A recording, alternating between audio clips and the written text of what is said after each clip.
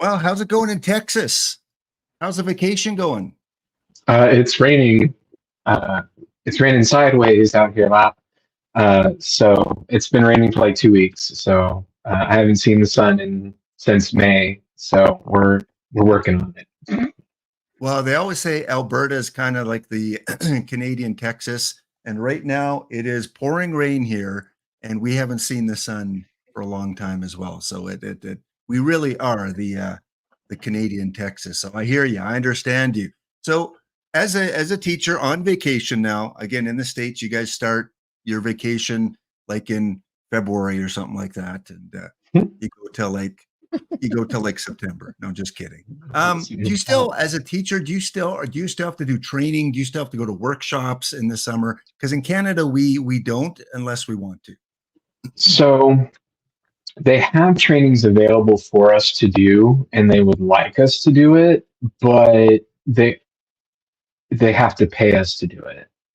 Um, and the payment for that is not worth it most of the time. I'm being paid to do other things this week, which is much more lucrative than going to training. So, Ah, yeah, that's like up here in Alberta. If we want to mark diploma exams, which are grade 12 exams, exit exams, mhm. they pay us if we want to mark those. But most of the teachers just want the summer off to kind of recuperate. The question is, do you get paid in American dollars or perfect points? Do you have the option? So it's probably both, because probably a lot of what I'm getting paid right now may get shifted into perfect points during the next sale. But All right. uh, Thank you, taxpayers of Texas, for exactly, supporting exactly. OOTP. All right. Well, we got a lot to go through today, and chat. If you have questions, feel free to ask. But we're starting to get into that Tuesday treasure trove kind of time. Spores kind of hinted that it's coming very soon, that every Tuesday. And of course, on Tuesdays, I would like to have D Block come on and look at the newest cards that are released that morning, and even D Dempsey's if he's free to come on and look at those cards as well to join our post Tuesday treasure trove. And again, we are not modelers. At least last time I talked to you, D Dempsey, have you done any modeling? No, I just pulled data out and look at it. That's the gist of my work. Yeah. So it's some basic stuff, right? Some basic Yeah, analysis. it's not extensive or anything. Yeah. And D Block, I know you kind of thought about it. Have you kind of done more extensive kind of modeling at all? No, I tried it. That's just not for me. It's the same with like DDMC. I'm pulling some data and just looking at it and kind of like let my brain be my model. So Yeah. And that's why I love having you guys on, because you guys, think the game the way I do. A lot of it, as we talked about before, is intuition. Look at some basic data, look at past results, get a feel for what works, look at the card shape, all those kind of things. And we talk about synchronicity on this channel, at least I do. And it seems it happens all the time. But if you look at the 5L and the 6L in the last 3 days, if we go back 3 days ago, who won the 5L 3 days ago? Bone Bruisers won the 5L over GT Sundown, another great community member, great manager, always, in contention for the win. And then yesterday, who won the 5L? That guy down there, this guy. He won the 5L with his Firebirds. This guy right there, over there, he won it. And then, of course, who won last night? not you. Me. Not me. No. But I did come third. I lost the semifinals to the Cleveland Spiders, who won it 4-3. And I thought, oh man, this will be so perfect if I can get into the finals of the 6L and we have back to back to back. How great would that be? But yeah, I fell short, and we're always knocking each other in out of these tournaments and in the first round or second round. But I thought that was kind of cool. So D Dempsey and D Block with a couple wins. I got a third place finish. And all you guys out there in chat, the squirrels I see are here. Ezra Denny is here. Nasbase, Stormhound, Popston Gory with his chill vibes. Great to see you guys continue to stay active in these, because this is our jam. This is what we like to play. Now, D Dempsey, last time you were on the round table, again, it was a completely different game back then. Oh, a lot of components were different. And you were mainly iron bronze. You kind of delved into other things. Give us an update, kind of what you're focusing on with Perfect Team and OOTP 25. So it's still mainly iron and bronze. I'm kind of playing a lot of the weekly tournaments now too, because those don't seem to want to fill, and I would like those to fill quicker, just because those are what are preventing a lot of the PTCS rankings to come out every week. And so if you see those tournaments sitting in the quick slot, go ahead and fill those, because that makes like life easier. But so I've been playing a lot of the weekly tournaments as well when I have slots for it. Right. So a tournament always fires off at a specific time, but if it's not full, it goes from the daily or the weekly area further down on your screen. It jumps right up to the top with those 5-minute and 10-minute quicks. It kind of sits underneath those. So if you ever see a tournament, that has 120 out of 128 and it's in that quick section, go ahead and enter, because it fires off as soon as that tournament fills off. It acts kind of like a quick and will fire off.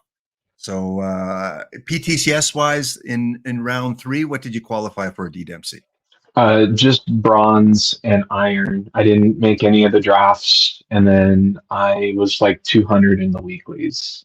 So, and D Block, how about you? Silver and gold. Silver and gold. And I just got in bronze. I was really kind of focusing on bronze, a little bit iron, and of course the daily drafts. And man, the daily drafts were brutal this round.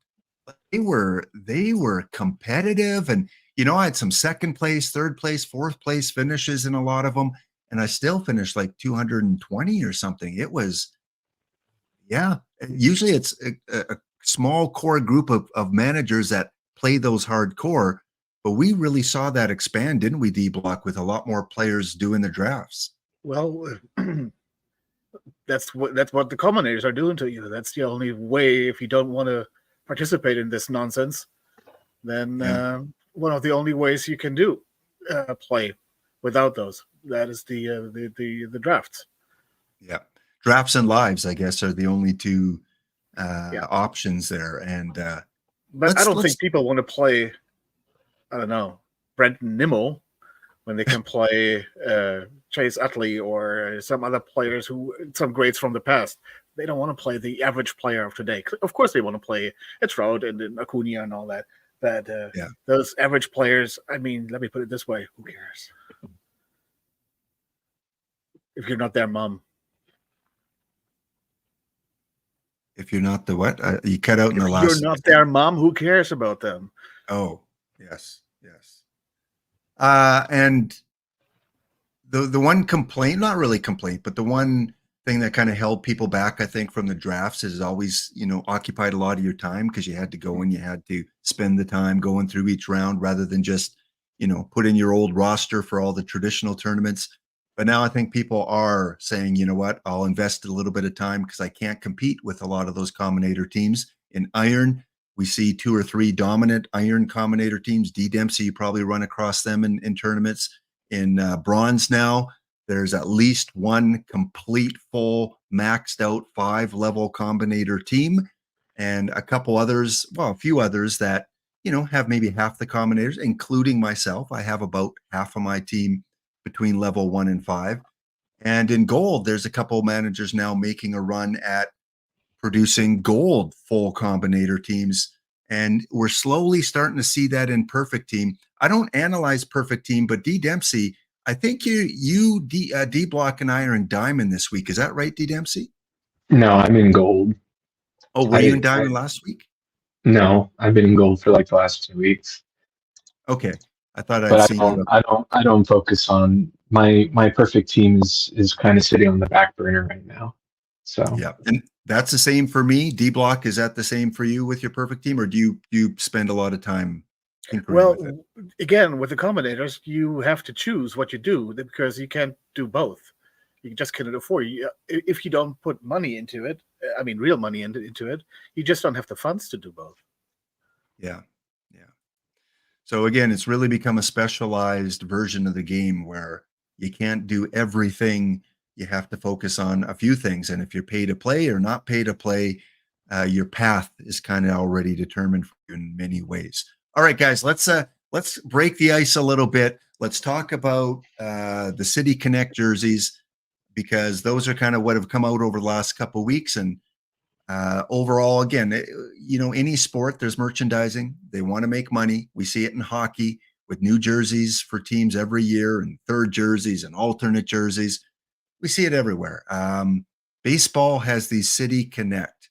And I'm going to start because my Blue Jays, I have to say I'm disappointed. I'm giving a thumbs down, a Don Cherry thumbs down, because this is so washed out. Maybe it looks different on the field, on TV, but every picture I see, when I taught graphics, the first fundamental rule of teaching graphics is you have a light background, contrast it with a dark image or dark text. If you have a dark background, contrast it with light images. And this doesn't quite make it. I like the Nike. It does kind of stand out, the Nike swoosh. If they could have used that red, maybe for the Toronto, like they did with the flag there, maybe, and the outlining of the letters. But I give it a thumbs down. D Dempsey, as not a Toronto fan, you give it a thumbs up or thumbs down? I don't like any of the City Connect jerseys, so it gets a thumbs down. Now, So is that just because you're traditional, or is that just because none of them stood? Like, why wasn't there one that really stood out? it's the traditionalness of it, but also they just all look bad. They just all look bad. Okay. Well, money saved But in your pocket there. yeah, I'm not going to buy them. D Block, what about Toronto? Thumbs up or thumbs down? The same thing what you said. The contrast isn't there. I mean, there is the Bob Ross channel on Twitch where you can learn those things. But I guess those graphic designers never watched Bob Ross. Yeah, again, I like the attempt. I like that they put the Toronto skyline in the background, the CN Tower, but unless, like I said, someone in chat said in the stores under the bright lights, it looks pretty cool. Maybe. Are you always going to be in the bright lights though? Like, I don't want neon, but they could have done better than this. Yeah. And then I asked you guys if you had to pick a favorite and your least favorite. This one was a dividing one amongst you. One of you you said, yeah, I kind of like it. And then one of you said it's awful. So I'll let D Dempsey go first. So it's not that bad. I mean, I understand why it's there, but it's still bad. It's one of the ones that I hate the least. But it's not too bad. I don't like the if it's got the three letters across the front of it, it's automatically bad because I don't understand that. But I like the cherry blossom idea because it does have that connection to the DC area. But other than that, there's not a lot going for it. Yeah, and I think that's the purpose of City Connect the jersey to something about the city. And D Block, would you be parading around Germany in one of these? I probably would have gotten beaten up or something like that with those cherry blossoms on that shirt. Now, actually, if you take the cherry blossoms away, I think that is an okay shirt. But those cherry blossoms, man, that's not for me. I'm not. Right. We have another one. Maybe I don't know if you show it. Those pastel tones, those are not for me. Well, if they had the red and green, you could wear them over Christmas as well, because they could be like the mistletoe jerseys, as Fussmacher says. Just make sure there's bright light wherever you are so that you can see the mistletoe. So this was kind of interesting because one of you said, yeah, I don't mind it. And one of you said, no, I really don't like it. But then I asked you other ones that you weren't fans of. And D-Block, I'm going to disagree with you on this one. I don't mind this one with the mountains representing Denver, Colorado. My favorite color is green, so I don't mind the green. But you, again, weren't a fan of this one. Nah.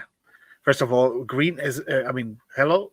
I know that green is the color of Colorado, but it has nothing to do with the Rockies. A and B. This looks like an 80s license plate. Go to your DMV and get a free City Connect jersey. Looks like a license plate. Yeah, they should have the 6 digits on there to represent it. D. Dempsey, any opinion about Colorado's? I like the green pants that go with it. They sometimes they only wear this with like white pants, and that doesn't make any sense. If they're going to wear these, they need to wear it with the green pants. I agree. Yeah, I'm always a fan of the darker colors, and they'll probably camouflage right into the field quite a bit. Some of those natural grass fields are pretty dark green, and they're just going to blend right in. Okay, one that D. Dempsey did not like, and I'm curious. Take away the words, and it's basically the regular uniform logo. But what is it about this one, D. Dempsey, that had it at the bottom of your list? Well, that's the point, is that it's just the regular logo. They just took the words out and put like the losers on there, which is what they are. But and that's it. There was not a lot of creativity going on there. Yeah, I didn't know Garrett. Did Lou play in St. Louis? Like, did they ever have a famous player named Lou? Jeez, get confused. I like the color red. I think it's sharp. D. Block, what do you think about St. Louis's Connect? Hey, Kansas City, St. Louis. Kansas. If you're a Kansas City fan, you cannot be like anything from St. Louis. Yeah, I don't know. Do we have any Cardinal fans in the chat? Jeff Steele Flex, I know you're a Cardinals fan. Are you in the chat? I like the red though. The red, that's a nice red. Let me put it this way. Yeah, and you know what's cool is the lettering stands out. Yeah. They got light against the dark. Wow. They watched Bob Ross. Yeah. Going to the loo.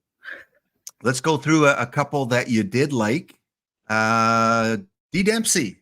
This was not a choice of D. Block. This was actually a choice of D. Dempsey with Kansas City. Yeah, this could actually be like an alternate jersey for the Royals. It's not awful, but it's still bad. It could work because it still has the blue coloring for the Royals, even though they're more of a lighter blue. It could work, but it still doesn't do anything for me. It's the least worst besides the ones that we'll talk about later. Okay. And as a Royals fan, what do you think of the KO, the knockout jersey here, D Block? It's KC. I can't tell because that crown is covering up part of it. Okay. That's one of those things. But they try to implement the fountains in that. I think that went terribly wrong. But again, I like the color, and I like that it's not so. How can I put it? All over. It's just a very small portion of it, and that makes it kind of acceptable in my eyes. And one that D Block did like, one of his favorite City Connects one, because he said it makes you look badass, right? D Block? Yes. I like that one, actually. I don't know. Kind of looks like pajamas to me. North American pajamas. But D Dempsey, what do you think of the White Sox? It's okay. It's not as horrible as the really bad ones, but it's not anything to write home about. Again, you could put, White Sox on there and no one would know it was different than their regular uniform. Yeah. All right. And one more each that you guys liked. Start with you again, D. Dempsey. The Atlanta Braves. I kind of like this one. Again, it's got the contrast. It's got the kind of the 80s coloring. I don't think it's too neon looking. Maybe under bright lights it is. D. Dempsey, why was this an okay one? So this one is probably the least worst, just because it does have that old school, like 80s, 90s kind of Braves mentality to it. And that one could work as a throwback style uniform. And that's probably the least worst up to this point. Yeah, I see a lot of talk about the 70s. And there's Jeff Steelflex, Cardinal fan, Mariner fan. D-Block, are you okay with the A's? Braves? That's okay. There's the same reasoning. It's kind of like a classic throwback jersey, and I think that's okay. I like it. It's not my favorite one, but it's okay. And another favorite for D-Block was Houston. I know you're not a fan of Houston, D. Dempsey. I'll let you talk after D-Block. But D-Block, what do you like about the Astros? First of all, I am not a fan of Houston either. I still hold a grudge against them because of those sign stealing things. But I like these uniforms. I've seen them on TV several times before, and I think last year we had the Pena and Acuna, not Acuna, Altuve. They had pictures on the card with those, and I liked them then too. So I kind of like these jerseys there. And Space City, of course. I mean, Houston and NASA, and it's kind of like it's the same font basically as NASA. So that kind of fits everything, in my opinion. And again, it's not overwhelming. It's not the whole skyline on something on that. It's kind of simple, but basically know exactly what Space City means. It's got the colors, right, from the old Houston. I forget what they call them, the rainbow ones or the margarita. What was the name they gave them? You would know, D. Dempsey. It was Houston Astros. No, I wouldn't. The really bad throwaway uniforms. No. Yeah, the kindling uniforms. Yeah, no, these are just bad. I mean, it's bad. Houston's bad. Everything about it is bad. The hat's bad. The team's bad. Now, is that because you're a Ranger fan, or is that just because you're a legit objective view of the uniform? Both. All right. Yeah. All right. Texas Rangers. I didn't look up Texas Rangers, but because since you're a Texas fan, have they come out yet? Have they released the Ranger? Yeah, they have one. It's not great. The only aspect of it that's fun is the Peagle. In Peagle we trust. But other than that, there's not a whole lot going for it. All right. Yeah. Okay. So there's a little bit of an icebreaker for you guys. We're going to take a break. When we come back, we're going to talk about cards, lower level cards. We're going to talk about PTCS. D. Dempsey is going to give you a little bit of an instructional talk through on some of the things he does when he's watching the PTCS, and much more to come. D. Dempsey, when we're on the break, I'll get you to leave and then come back because your microphone is cutting out quite a bit. So that usually improves it. So, all right, guys, we'll be back in a couple minutes time. Go refill those beverages. We're going to lead you out with something for Pop Stongo.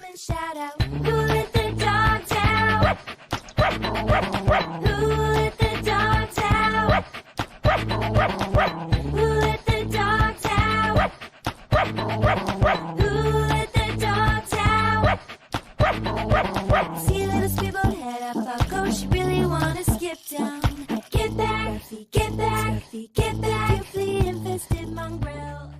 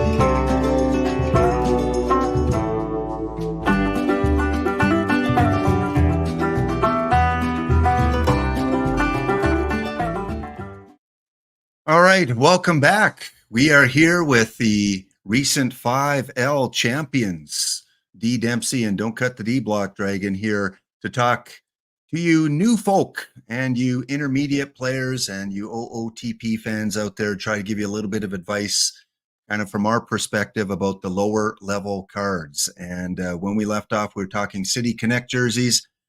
Boiled Egg, great to see you in the chat. Again, I watched some of Boiled Egg stream last night.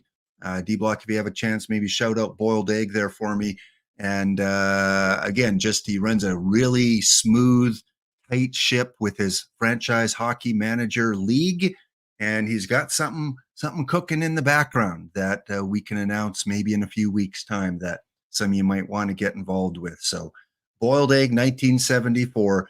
I promise you, if you go watch him, you will never, ever, ever hear a kitty kitty, ever. Okay. Let's get back to it. Let me unmute D Dempsey there. D Dempsey, you're on mute there. Okay. See if this So- works better. Is this working better? So far, I think. So far. Okay. If it still cuts in and out, maybe I'll just get you to unplug your mic and plug it back in. Sometimes that Okay. works, but seems to be a little better. Yeah. All right. So D Block, last time you were on, we talked about what kind of shape we like in terms of our batters. I want to kind of get D Dempsey's opinion too. When he's looking at a card, whatever level it is, where his eyes drawn to. We said I kind of equals power right now, which is greater than the BABIP on the card, which is a little bit better than the gap power, which is a little bit better than a void K. D Dempsey, are you kind of along that train of thought, or do you reverse a few things here? That's basically it. Yeah. You want to have a good eye, good power. You're less worried about pretty much everything else on the card, especially things like a void K. Okay. It depends on And, the era, obviously. D Block, are you still, after a month of kind of playing the game a little bit, is this still kind of the shape you favor? Definitely. I wish there was the BABIP was more important. That would just not be so very one-dimensional. But right now, I think I would put it the exact same way there. Also with those two arrows between power and BABIP. Okay. And again, Chad, if you have any questions as we go through, feel free to ask. Again, I want this to be kind of an interactive. You ask questions, and then we'll get D Dempsey and D Block to kind of give you their perspective on it. We're going to go through, again, a lot of the newer cards that were released. We're going to talk about the top performing 5L cards. Here's a couple champions here. They would probably agree with some of the cards we're going to show. The Lou that came out, it was a surprise drop Saturday, I believe it was Saturday or Sunday. All of a sudden they announced, hey, guess what? Everyone gets a free 68 rated Lou. If you have an account, all your accounts got a free one. It is not available in packs as of yet. They did leave that door open as a possibility, but everyone got this card. If you just created an account recently, you won't have it. You're not going to get it retroactively. You need to get it on the card shop, and there are some available. So based on what we were talking about, eye power, BABIP, gap power, you would think, we'll start with you, D Block. This is a pretty good shaped card for bronze, isn't it? Yeah, definitely. One thing that Ezra just said there, that he thinks the park factors can move these stats. Of course they can, but we're talking here in general. We don't want to go into specifics. If you just look into your normal neutral stadium, that is the order there. And the Lou Gehrig, to me, is right now V right, probably the number one first baseman. I mean, first base in bronze is stacked, but I think V right, he's right there. And that's important, yeah. And I'm glad you mentioned that, D Block. That we're kind of looking at it from a neutral park modern era perspective, because there are so many computations of what could change the card you want to use. So when we're talking about these cards, please consider it from a neutral modern era perspective. If I show you guys, these 6 first basemen, you take a look at the shape of the card. D Dempsey, we've got Lou in the top left-hand corner, and then we've got 1, 2, 3, 4, 5. Without giving you the names right now to influence you a little bit, is there a card that, or 2 cards you might want to use in a bronze tournament. These are all bronze. Or any that you want to use both sides or platoon. Which 2 D Dempsey would you want to use in a modern day neutral park? It hurt that I already know who they are. Yeah, So of course. in a neutral park, you're obviously going to want to use number 4, Jake Stahl, I'm pretty sure. And then you can choose between either the Lou or number 1, who's the Tony Salida card, or Salida, however you want to pronounce it. Those are your 3 choices. You could even run all 3 if you really want to. That's a lot of first basemen. You're putting Stahl at DH, and then you're running Lou and Salida in a weird platoon. You could do that, but it's probably those 3 if you want to. I think 2 is the Caminelli, if I remember correctly. Yeah. You could do that, but you wouldn't be running Lou then. And then 5 is the, I forget who that is. I know who it is, though. It's the right-handed guy that I don't play anymore. And then Who's 3 is Kitty. But who's number 3? It's the Kitty. Yeah, it's that guy. A quick question for you. A quick question. When you won the 5L yesterday, who was your first baseman? It was Kitty, if I remember correctly. Oh, really? It was Kitty. Shocking. Well, you nailed it. Gary These Sheffield, are, I was thinking of. yeah, Dolph and Gary Sheffield, Jake Stahl, Tony S, Kitty, and Lou. Again, I agree. In the 5L, 6L, there is no DH, so it does kind of tie your hands a little bit if you do get offered both of them. I think D Block, you and I are all going to agree. Jake is, if you had to pick only one, it's Jake, right? D Block. Yeah. To be honest, I would, if I would have to pick one, I would probably put Salida, but because he has the better eye, he has more power. I would actually play him, but they are very, very close. Yeah. And Again, but I think one. if you play if you play platoon, then you play from those. I would play Lou against the righties and Gary against the lefties. But I would probably play Babe Young against the lefties, not Lou, not Gary. Not Gary Sheffield. Okay. No, Babe Young.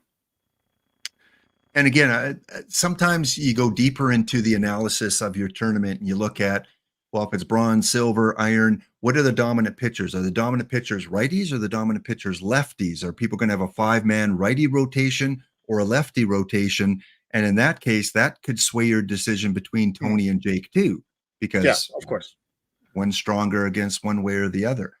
And so cap tournaments, Jake is he 69 or 66, 68? 60, I think he's 69, no? Yeah. I think he's a 69. And Tony's only 61. So he's Stahl is a 69. So those are 8 points that you're saving by using Tony, for basically the same production. Right. And John is asked or mentions in chat. So with 49 contact and 79 BABIP, is that more A's likely? The contact ratings just mix up with the BABIP and the avoid K. So if he's got low contact but good BABIP, yes, he's going to strike out a ton. So yes, he's going to strike out a lot. And one thing we say for batters is ignore contact. Don't look at contact. Don't let it influence you. Look at the sub ratings underneath it, the BABIP and avoid K, to give you a better idea. Of course, Choi is not on here. He's another good versus right-handed pitcher, first baseman too. But I thought I'd put a sample and show everyone in chat, what people are generally running at first base. Gary, you can run in right field or DH. I believe all the other ones are strictly first base or DH. I don't think they have secondary positions here. So makes it tough in the 5L. You could run the Carlos Santana. He is a catcher. First base. Yeah. So there are options to look for in your 5L and 6L. But I thought it was Lou's right in there. Like Lou is definitely an option, and everyone should keep their Lou card. You never know if it's going to be used for something in the future. And unfortunately, he is not in the 5L and 6L. He doesn't come up as a choice because he is that special card. All right, just checking if there's any questions. Hurst, yes, is another one. Lava. I do see Hurst used a lot. So there's no shortage of first basemen No, in no, bronze. it's very stacked. Yeah. And of course, given the choices, I would take Jake over Kitty. Just don't tell Kitty, but I would take Jake. And I would even consider Tony, but preferably I like two of them and use Kitty against the lefties. And again, tournament after tournament, I'm showing you guys that he does perform in the 5L, and he performs better than worse in many cases.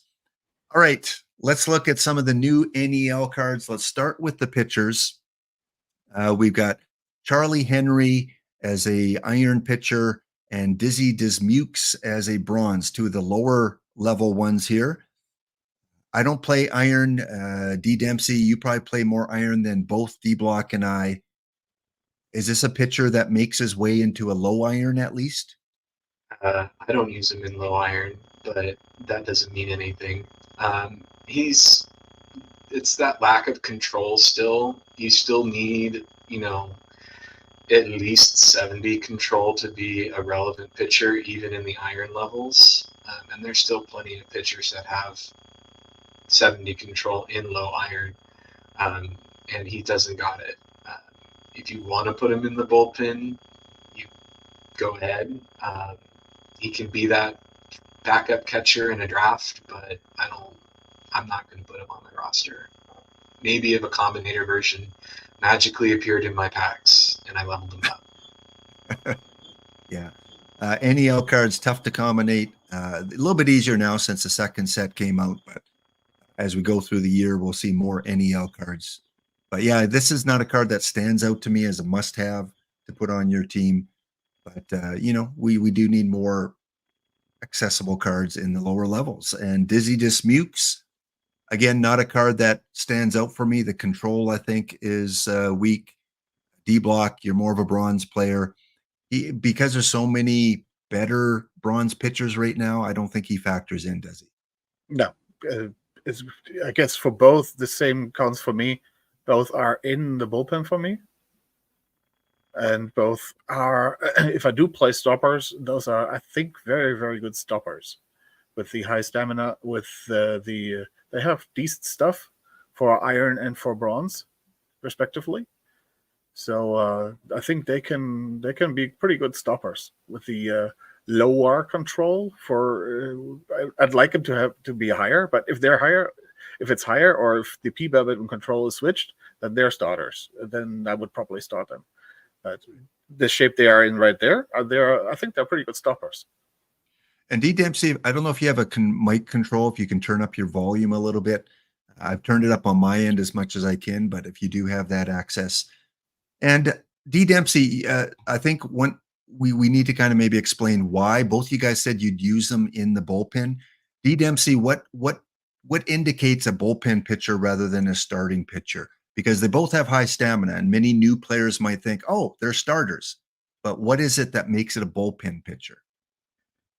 It makes it a bullpen pitcher because he can't be in the rotation. Because, that's really it. It's because I don't want him pitching 6 or 7 innings. I want him pitching 1 inning, maybe 2 if I'm in trouble. And that's really it. And the Dizzy Dismukes card is the same thing. I have him as kind of a long guy in my bullpen. He can come in there when the game is over and I don't want to play anymore, and he can finish the game out. And that's really his role. D-Block, what about control, the control factor? Are you more likely to put your low control guys in the bullpen as opposed to starters? Yeah, I don't put low control guys as starters. Okay. Definitely not. So new people. 70 is my baseline, basically. Of course, if there is somebody out there with a 68 that I do like and I don't have another chance, then yeah, I would probably still start him. But basically, my baseline is 70. So new people, take some notes. if you're kind of deciding where to put your pitchers, generally any pitcher that is not your elite 5 starters, they go in the bullpen. And a lot of teams will have bullpen like 90% starting pitchers. It's okay to put starting pitchers in the bullpen. You don't have to have all relievers. And the other factor is the control. Typically, control guys 70 or lower, more of a bullpen guy. If they have a lot of stamina, they can be long relief. Maybe your worst bullpen guy, as D. Dempsey said, is your long relief, avoid high leverage, mop up kind of guy. But yeah, you want your high control, high home run suppression guys in your starting 5. Minerva, good to see you, Minerva, in the chat. All right, then we have a couple pretty good bronze pitcher options. And before showing names of these guys, looking at the shape, if you have to go to one guy for a game 7 that's fully rested in bronze, this is bronze, D. Dempsey, which pitcher shape are you going with? Oh, my first response is it's pitcher 1, because he's got good stuff. He's got the good home run allowed. He's got some level of control. The rest of the pitchers look fine. 4 is a little too splitty for me in a must-win game. 2 stuff is too low in a must-win game. It would be either 1 or 3 would be the 2 ones that you want to go for, and then I would probably end up picking number 1. D-Block, who are you going with? Yeah, 1 or 2, and probably 1 because of the higher stuff. Okay, so two votes for number 1. D. Dempsey, you knew the first base cards. Any idea who these 4 pitchers are? I think so. I mean, 1 and 2, those are the 2 NEL pitchers. One of them's Manning and the other one's Wilson. I want to say one is Wilson and the other one's Manning. 4 is Chun-Ming Wang. Whatever his name is. Yeah, and then 3, it looks like Evaldi, but it's too much. It's like Pretty close. Pretty close. Is it Zach Wheeler? Oh, It is Diamond Pipkins. So Pipkins, Eovaldi, Manning, and Wilson are the 4 pitchers here. 2 of the new releases on the left, and then the older cards on the right. So Manning is number. Oh, do we have Manning here? 101? Yeah, Manning is number 1. He's pitcher number 1. And Wilson is the guy with the control, pitcher number 2. So I think, in my opinion, as a bronze player, I like both these guys. I think both these guys squeak into my top 5 with Eovaldi. I think all 4 of these guys are in my starting rotation in a non-combinator kind of situation where everyone's on equal field. All 4 in my rotation. D-Block, how about you? Are these 2 new NEL cards part of the rotation now? Mm-hmm. They're playing for me. Okay. And D. Dempsey, is there a glaring weakness that doesn't put one of these guys in your rotation? So I have all, yes. So they're all in my rotation. I think the Evaldi's not in there. I think he's like a stopper now, but I have to think about it. Yes, he is, because I have a Harvey Haddix now. Interesting. Okay. And yeah, the number 5 guy, plug and play. There's the Wang, there's the Haddix, there's the Wheeler, there's the Strinovinich. There's so many good options you have at number 5. Depending on the tournament you play, may only need to run 4 pitchers. Like in the Bronze Quicks, I just use 4 pitchers and have one of my bullpen guys as an emergency guy, and it works out fine for me. So these, I think, in my opinion, on a non-combinator base, are your 4 starters that you might want to go with. Manning was the number 1 card that both you guys said you want in a game 7 situation. I think Manning and Wilson are they both offer something really great. So I don't know if one stands out above the other. D. Dempsey, you think Manning's slightly better? Yeah, Manning's got just just that little bit of more stuff that you might need just to get maybe 1 or 2 more strikeouts. And in my experience, the Wilson, he either does really, really well or he gets absolutely destroyed. And the Manning seems to be fairly consistent. Okay. And D Block, because both these guys are Wilson is better against, looks like against the right-handed batters. Manning a little bit better, maybe against he kind of. No, there's also against not. the righties. What do we see more in bronze in terms of the quality hitters? Are they righties or lefties? I think most of them are righties. Yeah, it's a lot of righties, and then there's like the Adam Dunn that you have to worry about, and then that's it. So if you have a lot of righties, and looking at just the right-hand profile of both of these, wouldn't Wilson slightly be better for bronze, or is that 10 stuff, enough of a difference for you, D Dempsey? It's the stuff, because all of the bronze hitters have horrible avoid K, or at least the ones that you need to worry about. They can't not strike out, and so you want that strikeout potential. And again, Wilson just doesn't like striking people out, for me anyway. Okay. D Block, are you in the same opinion that you take Manning slightly better because of the stuff, or do you want the control of Wilson?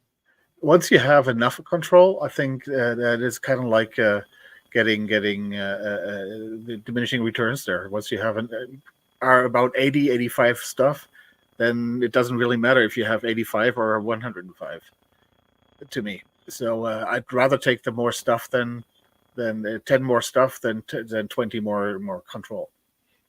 Okay.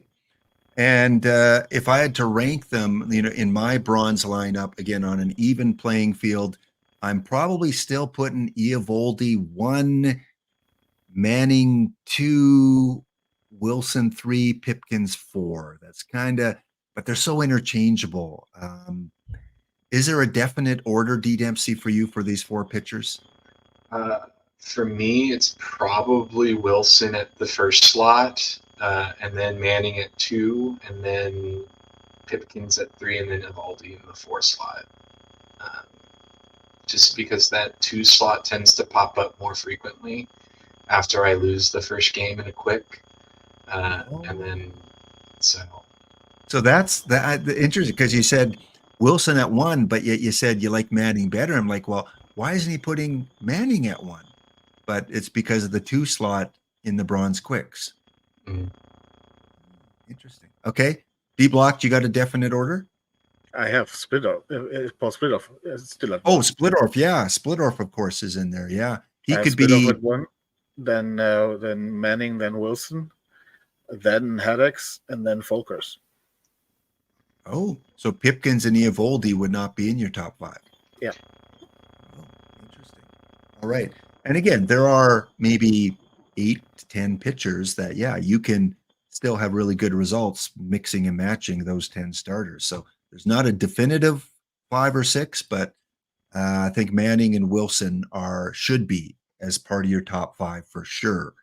All right. Well, D Dempsey is going to come back after the break. He's going to give you guys a little bit of insight into how he micromanages, because he's been successful in a lot of the PTCSs last cycle, especially. And he's going to give you a little bit of tips about what you should do on Saturday if you find yourself going deeper into the playoffs, some little things that you can do. All right. Back, guys, in 2 minutes time.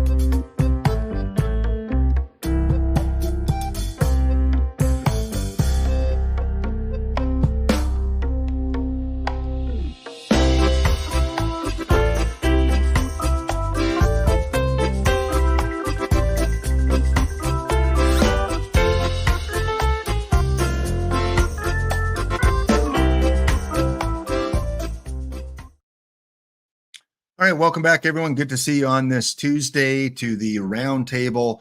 Again, something hopefully we can keep a little bit more consistent on Tuesdays once the Tuesday Treasure Trove gets on going on their regular schedule. Coming soon to an OOTP Twitch stream near you, Tuesday Treasure Trove with Spore introducing a lot of the lower level cards into the system. Well, before we continue on with a little bit of micromanaging, let's do our first giveaway here, and it's going to be a bounty draft. So if you guys want to knock the experts around here, want to knock them out of the draft, there we go. There we go. There we go. We are going to go in perfect draft 201. It is, I'm the first person in it. Perfect draft 201. It's a best of 5, and then the finals a best of 7. If you knock this team of experts out, you will get 10 packs today, because you're not just knocking me out, you're knocking these other guys out as well. 10 packs on the line. You got to declare that you're in chat, though. Declare that you're in. Boiled Egg will translate the contest for you in French. Bonjour. No, it's not the ticket one there, Boiled Egg. Hang tight, Boiled Egg. Later on. Okay, buddy? Later on. All right. 201. We're not going to have any special qualifications. We're not going to, limit it to certain cards. The only thing that's going to give you guys an edge is my team of experts are not allowed to look at the ratings of the card. They have to pick strictly on what they remember about the card. All right, you got that, D Dempsey and D Block? You guys come to a decision. If you can't break the tie, I will break it. But otherwise, you guys are going to make the choice here. Who do you like in round 1? It's a single run, right? So it's either Giambi or Nip winners is my first thought. D-Block, you're muted. Again. That's 2. That's Yeah, 2 2. strikes. Oh man. I'm the same. Giambi or Winters. And I personally do not like pitchers in the first round, pitchers and catchers, because they play the least. But we want to win the first game. But yeah. Best of 5. The finals is best of 7. I don't know if winners can bat, so we're going to go with Giambi. Yeah. Okay. Giambi it is. Carr, Stratton, Robinson, Lewis, Buxton, and Tatum. It's probably the Royce Lewis. Yeah. Yeah.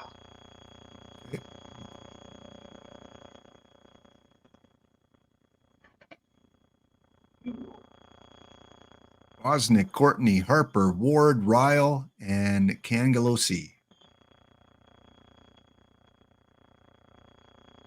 No rules, GT Sundown. Straight up, you draft whoever you want. The panel here, though, does not get to look at the ratings, so they only are going based on what they remember about the card. I would say Ryle or Cangelosi. I like the Ryle card. We need a starting pitcher. Yeah. Okay. You guys are agreeing so far. Now we're getting down to gold. 2 gold cards. Who do you guys like? Mauer. I like Ferguson better than Mauer. Mauer is pretty bad framing.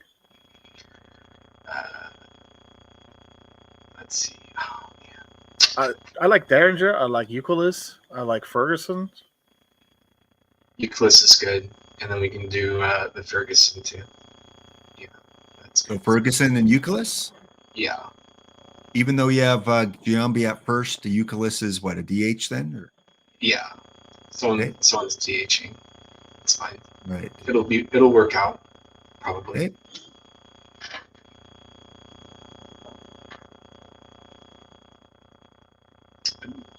A lot of future legends there.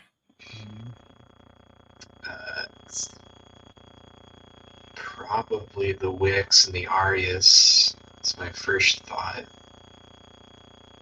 Yes. Yeah. And then the Arias play probably at second base. Yeah.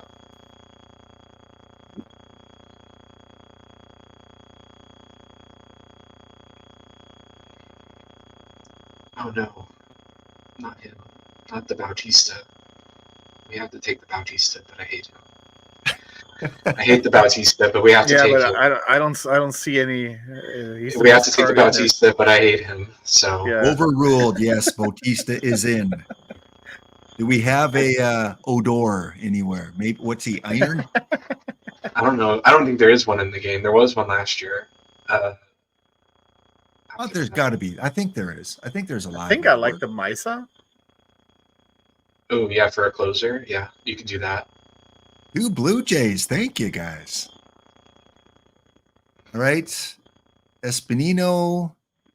Need some more pitchers. Kennedy. McCann. McCann is pretty good, but I don't know if we want to take that early. It's the early second for month. that second catcher. Yeah. Right? The Mumphrey is a decent center fielder. Mhm. Not much of a bet, mainly as a defensive center fielder. That's fine. And then the Espino for another Yeah. pitcher. Oh, Freddie is a catcher now. I saw he was a first baseman so far. Freddie Fermin on the page before. Oh, they changed his position. Oh. Yeah, they changed the position. He was first baseman before, and now he's a catcher. Well, we need a third baseman and then pitching and then utility guys, I guess. The Snow is. I don't like the Snow really Yeah. as a third baseman. I would like him better as a second baseman. I think second baseman. Then we can move the Arias can play third. And then get the Snow. Yeah. Okay. Yeah. I like that. So we'll take the Snow and then probably the Wagner.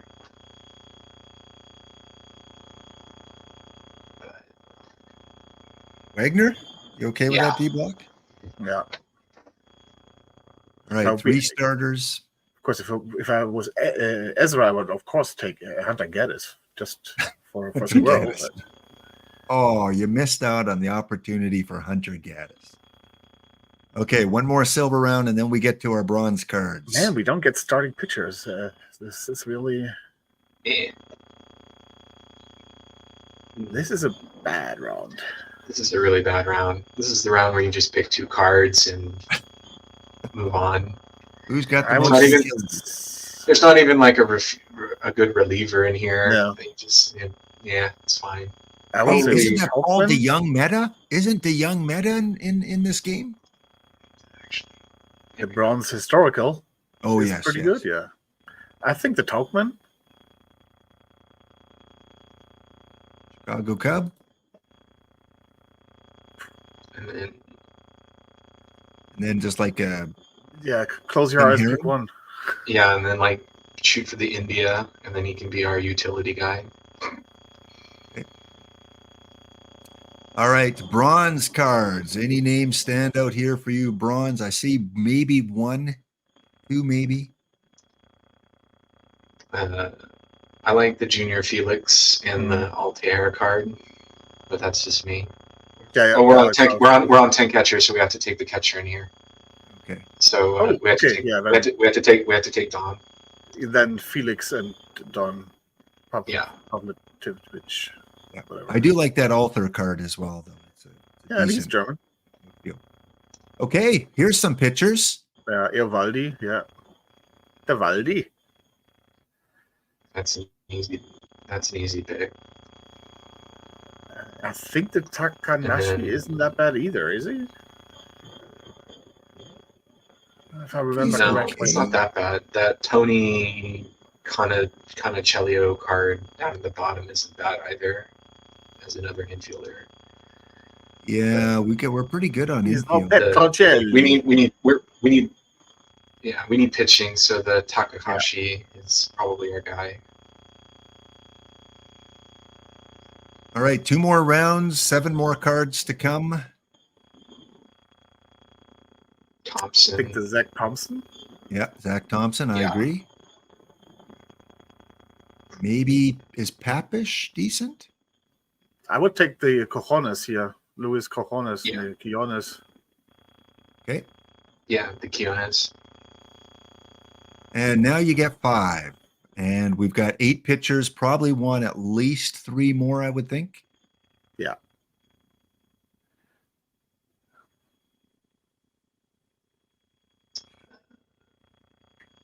So we got It's one, really- two, it's- 3, 4, 5, 6. It's really a grab all for the live pitchers. It doesn't Yeah. matter. Yeah, basically take the 3 highest one. 2. And then, Since we can look for control and all that. I'm not sure who is better or not here. Kansas City or a Pirate? Let's go with the Kansas City. there you go. And then we need out maybe a left fielder, Tucker. Yeah, you can take Tucker, or yeah, One more. Take the Allen's Occhio. We could use another infielder. yeah. So Barrett. Top right. Top right. Oh, Yeah, Okay. the Rochello. all right. So there you go, chat. If you declared that you're in this tournament, I don't know if we're full up yet. It's ID 201 Perfect Draft. If there's still room, you can get in, declare that you're in chat. And if you defeat the team of experts here, you will get 10 packs if you knock us out. Okay. Little bit of micromanaging here. You know, let's say you got the PTCS trophy on the line here, D Dempsey and D Block. Any big changes we want to make with our pitching? Can we restart the draft? Can we get some pictures? Maybe Eovaldi move up. Yeah. Yeah, and Espino is starting instead of Thompson. Thompson is a borderline, I think. Yeah. There you go. And then I always put everyone to middle relief, but since we have a gold reliever, he can stay at closer. Okay. Sure. Well, we'll do that. And anyone we don't want pitching much? Yeah, that Selby. Yeah, the Selby card. Selby, Colin Selby. Yeah. You can, yeah. You can even mark him as like, yeah, mop up. There you go. Okay. Strategy wise, I think, 96, 81. I think D Block, that's kind of what you use. D Dempsey, I don't know if you make those kind of settings as well. For new beginners, you probably should set your fatigue. Yeah, You're okay with those? that's fine. Okay. Most people recommend you don't try to steal, and then you maybe want to. I don't know what you guys want to do with sliders, but I like to kind of move a lot of these first ones down. And then I like to have my shifts up a bit. But you guys talk amongst yourself here if there's anything we need to change here. I mean, I always do the extreme stuff and I drop everything down except for the shifts. And then I'll go in and manually, in like the 7th and the 8th inning, topics, move them around a little bit. But for this, we can just leave it. Any glaring thing, D Block, you want to change here for our settings? No, we don't have to. I always, especially in the draft, I always do the intentional walk full. Okay, yeah, let's do that. Because Mr. it's Black. you do have instances where you have like a gold power hitter and then followed by an iron, and in a certain situation, you just, if first base is open, you just want to walk that gold power hitter and go to the iron one with the 20 avoid K. All right, anything with our lineups here that the game has done that you guys want to switch here first against the lefties? It's got Ryle playing first base instead of Euclid. It's funny. Oh, okay, so you want Euclid at first? I have no idea what Ryle's batting stats look like. So Oh, yeah, we're allowed to look at them now. He's really good, yeah, so, I mean, he may even. but I would probably put him at DH and put Euclid. Can Euclid play something else? Euclid up there because Euclid as the second DH and Giambi And you got as the first Giambi. base. Yeah, Giambi as the first baseman, and Youkilis as the Ryle as the DH, and Youkilis as the second DH. Okay. That's what I would do, just because of pitching. I don't like my starting pitcher playing in the field. Okay. Just Something because like of that. fatigue. Yeah. Maybe move a few of these guys so they're not backing up too many positions. So when we look at Junior Felix has, the second best BABIP against the lefties, and he's not in the lineup against the lefties. But there's not really a spot for him, is there? Left field, maybe? Interesting is I think that they have Arias playing third base over Youkilis. Yeah. Because the game likes to prioritize defense for Yeah. whatever reason. I would probably change that. So Youkilis at third. Yeah. Okay. And I think we gotta move Tauschman out. He's not that great against the lefties, and I think we put in Yeah. Junior Felix. Yeah. against the lefties. Definitely. Okay, so he can go in there.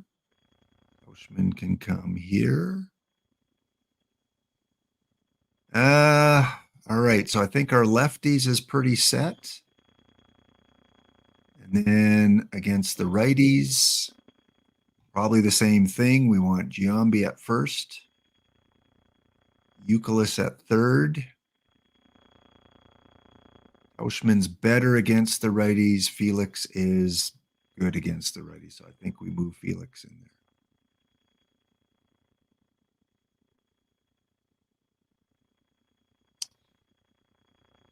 All right. Anything we're lacking here?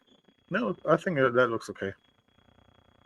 Yeah, I definitely like our hitters better than our pitchers. Yeah. We will find out. Let's submit that.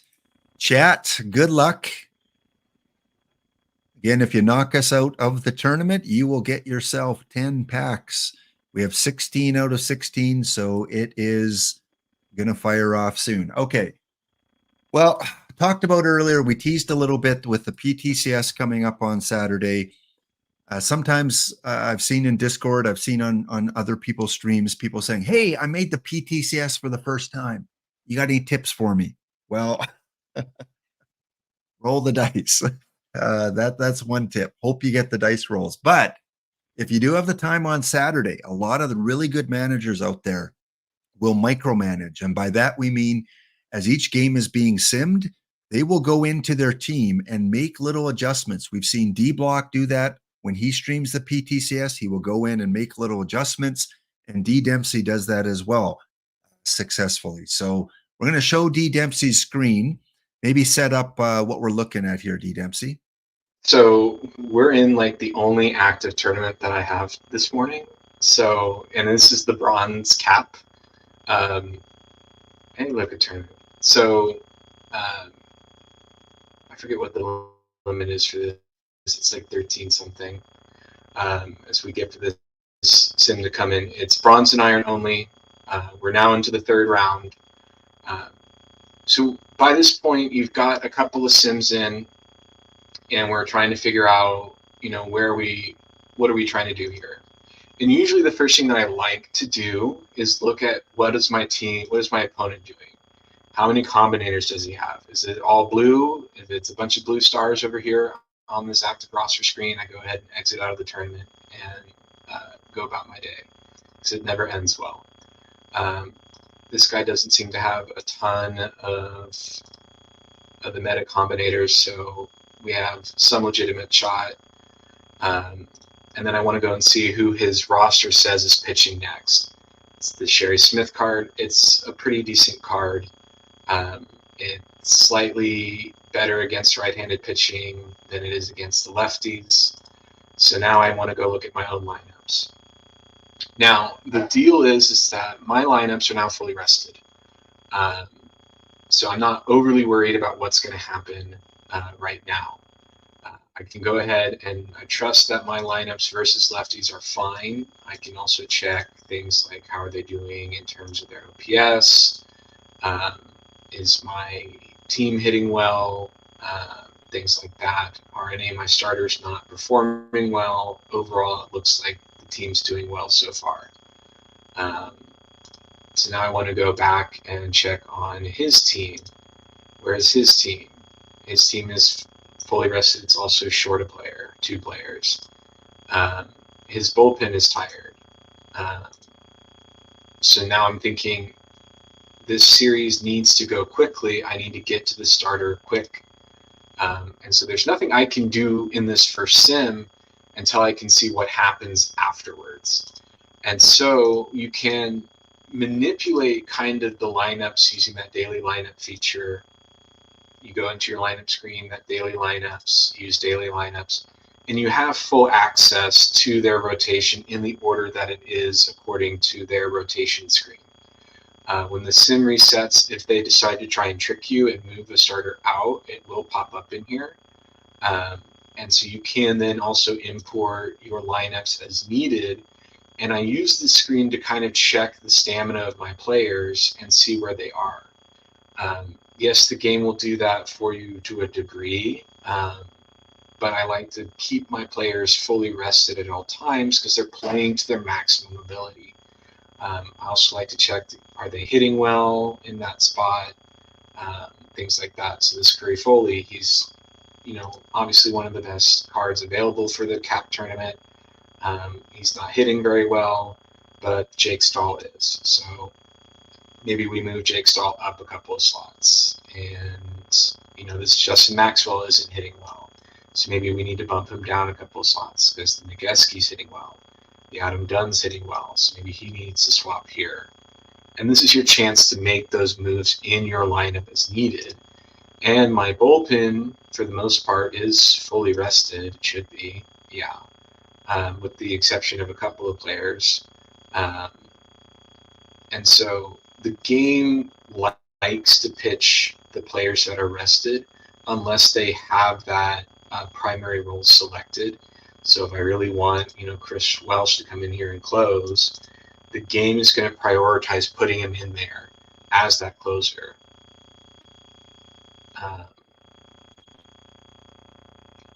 So there's that. And so if someone has I'm not looking at the chat, so if someone has a question, if one of you two can just relay it up to me, that would be fine. Who Trying to Ball is asking, if a player is at 50% stamina, does that mean the ratings number is cut in half? No, there is, the stamina levels decrease in some formula. It is super effective on things like catchers. You will notice that your catchers start to really stink once they hit that 60% fatigue mark. And that's why you always set that catcher fatigue to 97 or even higher. So if his fatigue was at 50, it's not like he's hitting has a 32 contact rating or something like that. It's not as if for pitcher fatigue, it's acting like these numbers are half that size. There is some formula to it. They act more tired, and so yes, there is some level of fatigue to their pitching, and so they will get worse as they are more tired. And the game tries to pitch rested pitchers in priority, but it's this primary role that really hurts a lot of players in the long run. Because if you're ever in that save situation, it's always going to try and pitch this Chris Welsh card. Even if he's got 5 stamina, it's always going to try and pitch him. Unless you actually have that benchmarker in there. So you have to keep that in the back of your mind as well. And so sometimes I will actually manually go in, and even though I know that, this Francisco Barrios card, he should, in theory, be ready to pitch, I may go ahead and say, you know what, I don't really want you to pitch in this game. So he's going to go ahead and sit out, and that's fine. He doesn't have to. and hopefully I won't need him because I have my A starter going, whereas my opponent didn't, if I remember correctly. And that's another thought, is where is my opponent in his rotation? If he's got that weak starter going against your top starter, you want to be making sure that you have that starting lineup ready to go pretty much at the time. And really, as we kind of have to wait for 90 seconds here to see what ends up happening here. Cap tournaments, get into the cap tournaments. Eventually it will be a PTCS format.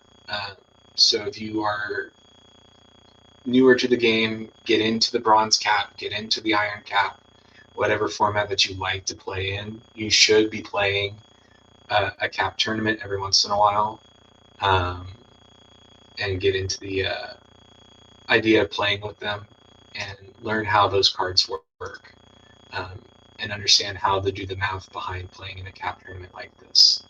So Okay, well, we just had a break kick in here, so we're gonna take that, D Dempsey. When we come back, the first sim should come in, and that'll allow you to do a little bit more micromanaging based on the first game results. So, chat, we'll be back if you have questions, and we're gonna start the exclamation ticket enter giveaway during the break too. So that'll kick in just a minute. Back in 2 minutes time.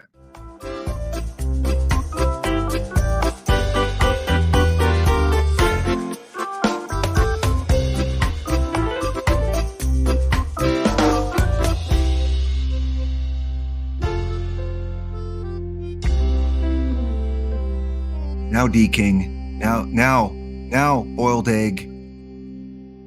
Now, nah space. Enter.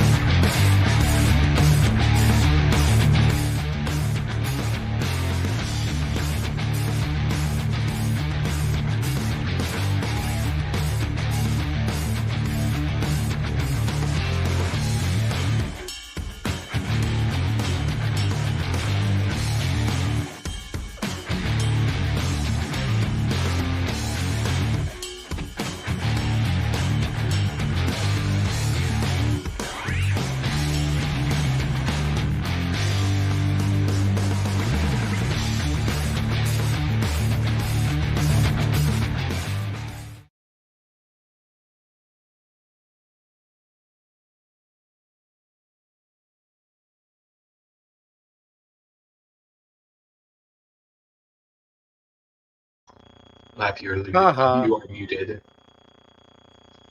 2-1. He Mhm. blocks ahead I 2-1 I know. in this best of 5. So far, D Dempsey's winning. He hasn't been muted yet. All right. Before we get back to D Dempsey, and that first sim has just come in, it looks like, for him. Let's take a look at the matchups. We have 2 giveaways currently going on. One is the 10-pack bounty, and one is the exclamation ticket for 5 packs. If you haven't entered, get your name in now. As you can see in the chat, Brent, good to see you. I saw you came into chat there. And here are your bounty matchups. And maybe we'll have to do a little micromanaging in this one too as it goes on. Over on the right-hand side of the bracket, we have those Denver Doggos, Edgar 95, going up against Sean from Colorado area and the Rangers. We have Fire and Ore. Fire and Ore, I still remember from winning one of the first pop-ups last year and getting that all-perfect pack. Every card was a perfect card. Fire and Ore. OOTP 24 legend going up against the franchise time machine. You know him as Music Lessons. We know him as the guy that likes to steal cards from our mispronunciations. We've got the Halud Lava. They're going up against GT Sundown's Mayhem. Again, there were no limitations on cards, so we don't need to make sure they're compliant. The Safe Zone, no Razor, one of the last teams to get entered today, going up against Ezra Denny, David Cohn, Marcus Stroman, Kelly Downs, and we don't see a Daddy Wags in the lineup, so must not have been offered. On the left side of the bracket, we have the Fighting Vegans and Nevermind, who pulled the limited edition Craig Kimbrell card last week. Way to go, Nevermind. Hope he's doing well for you. They're taking on the Dump Animals by Newsy. We have the Ghosts from Coots 87. They're taking on D King 395 and the Sarasota Seminoles. Pops Dongoria, San Jose, with the #1 draft pick coming up in a little bit, probably about a month's time with the NHL entry draft. He is going up against the Mountaineers, 2 Sheds.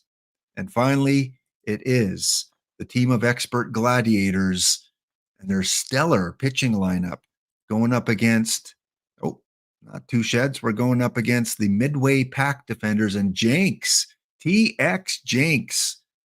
Oh, look at these pictures. Okay, well, since we're talking micromanaging, it's the start of a tournament, and you go and you look at your opponent, D. Dempsey, and you see that this is the guy they have in the first game. Is this a case where you go, you know what, I don't want my best pitcher going against him, and you move him down to #2, or do you leave it? Normally, I would just leave it. Because if you look at the rest of his rotation, it was a bunch of bronze cards. That's what I'm thinking. Do you save Ryle for a much better, game 2, or? I mean, you can. We got Jordan Wicks. I guess Wicks is still better than those bronze cards. Yeah, that's the only point, is that you want to have some level of competition for him. And that's the problem. And then we look at his lineup and the Midway Defenders. See if there's anything kind of scary that we can do to counter it, which not a lot. He's got a bunch of righties. So, our pitching, again, we've got a couple lefties in the rotation. He's got a bunch of righties. Did we move our lefty down a little bit? Probably not. Maybe do you move Eovaldi up to the #2? I mean, you could, but I would rather you just pitch them in from best to worst. But yeah, okay. Espino above Eovaldi? Probably. No? Okay. I would leave Eovaldi in that third game. Just because the third game is when you see a lot of the backups coming in. Yes, good point. Okay, well, let's get back to your first game here as we do some micromanaging. We're going to get back to, again, look at some of the new cards that came out. And as soon as we finish this segment, we're going to go and look at the top performing cards for the 5L in May. So D. Dempsey, Sim 1 has come in. And D. Block, feel free to chime in if you have any questions or comments as D. Dempsey's going through it. I'll let you guys kind of run this next little part. So Sim 1 comes in, good win, not unsurprising. He hit us, but I'm not worried about that. I'm more worried about the number that counts. So now we have to go check his pitching again. Bullpen, still tired. He's got this Tip O'Neill in his bullpen. Why? I don't know. So same thing with this Curry Foley. Why? I don't know. Rotation is moving into the Wilbur Wood. It's home run heavy time, so you want to make sure that all of your batters are going to be hitting home runs, are power favorites, things like that. So time to go look at our lineups, and we check for fire emblems. There we go. Jigsaw on fire. Good for us. So we need to make sure that he stays in the lineup for as long as humanly possible. Let's check his lineup. His Austin Hedges is tired. It's also the only catcher on his team. No. His Craig Wilson is also catching. Good for him. So we can go back into our daily lineups. We want to make sure that Stahl is batting up front. We want him batting in a premier position because he is in that on fire category. He's getting a lot of hits. He's not hitting for power, but I'm not worried about that. Let me just interrupt you for a sec, D Dempsey, because I think that's important for the new player. And D Block, I think you're along the same kind of thinking that if you see the flame or you see the snowflake, D Block, I think that's when you want to take action, right? Like D Dempsey's mentioning. Yes, especially if somebody at least check your batting rotation. If your batting rotation, your snowflake is down there at the 7-8 spot, just move him up. That's it. At snowflakes, I'm one of the proponent. If one of your starters has a snowflake, he has to come out. You cannot afford to have him in there, to keep him in there, and he's going to lose you games just left and right. Exactly. And if you've got that snowflake, you have to pull him out. It's not worth it. And if you've got a pitcher with a snowflake, if it's a starter and you have a reliever that can start, you really need to consider swapping them out if you can, because that starter is just going to get absolutely shelled the next time he comes out there. One thing I agree. And I've been following that you guys have mentioned, and I saw it first on a D Block stream where pull that, even if it's a premier player, like if it's a Jake Stahl and he's on a snowflake, maybe move him down the lineup or maybe just pull him for a game and hope, because you guys are both buying into that the game is penalizing the snowflakes and rewarding the flames for their performance. With the pitchers, definitely. I mean, you will have 10.x ERA very quickly. Yeah. And the snowflake does eventually go away.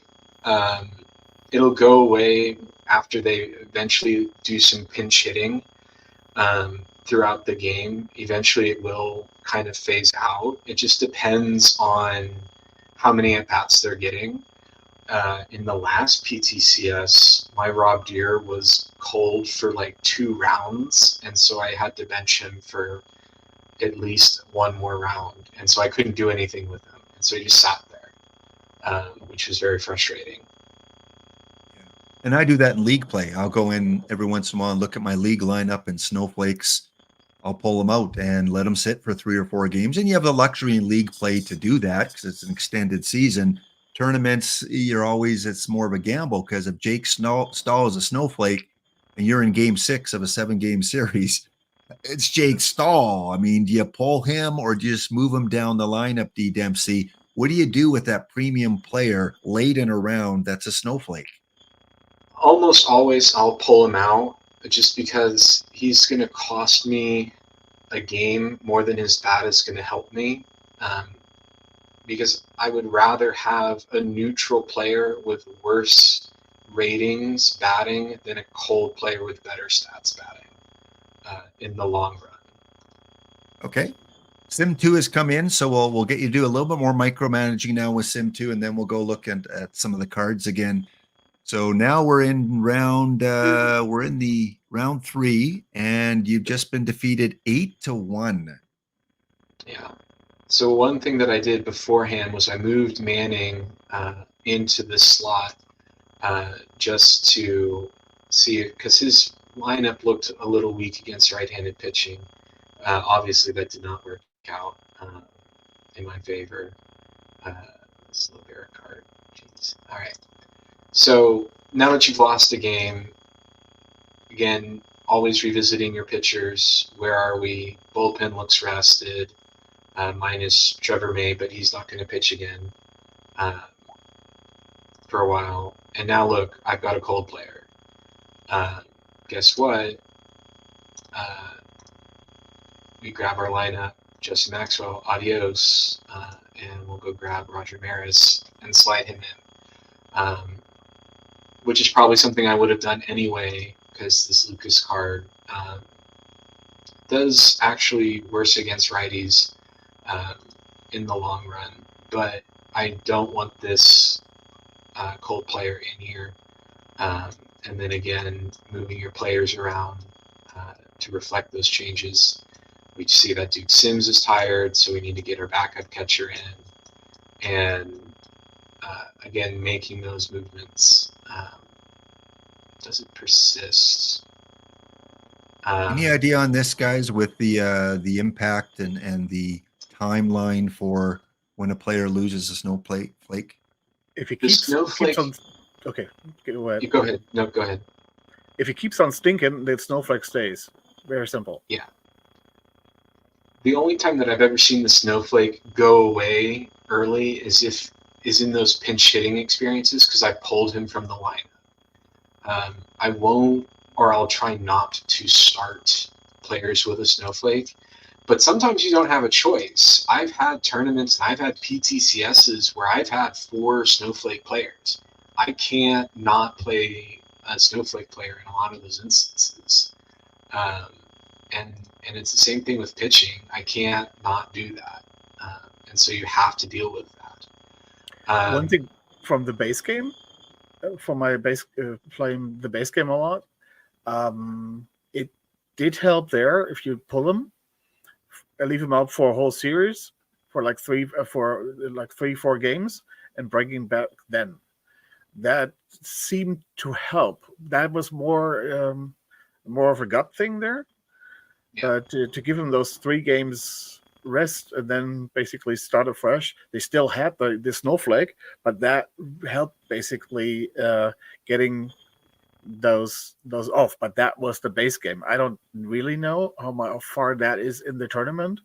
And base game, of course, is 162 games. I can afford to give up 1 or 2 here or there.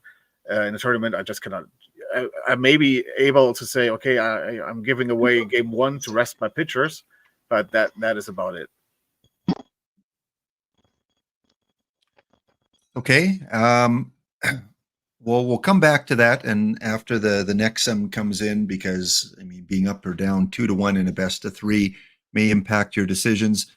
But let's talk a little bit about the format that we're going to see. All 3 of us are in the PTCS in one way, shape, or form on the weekend. And Spore did go through the format. Let me bring it up on the screen here. Smaller.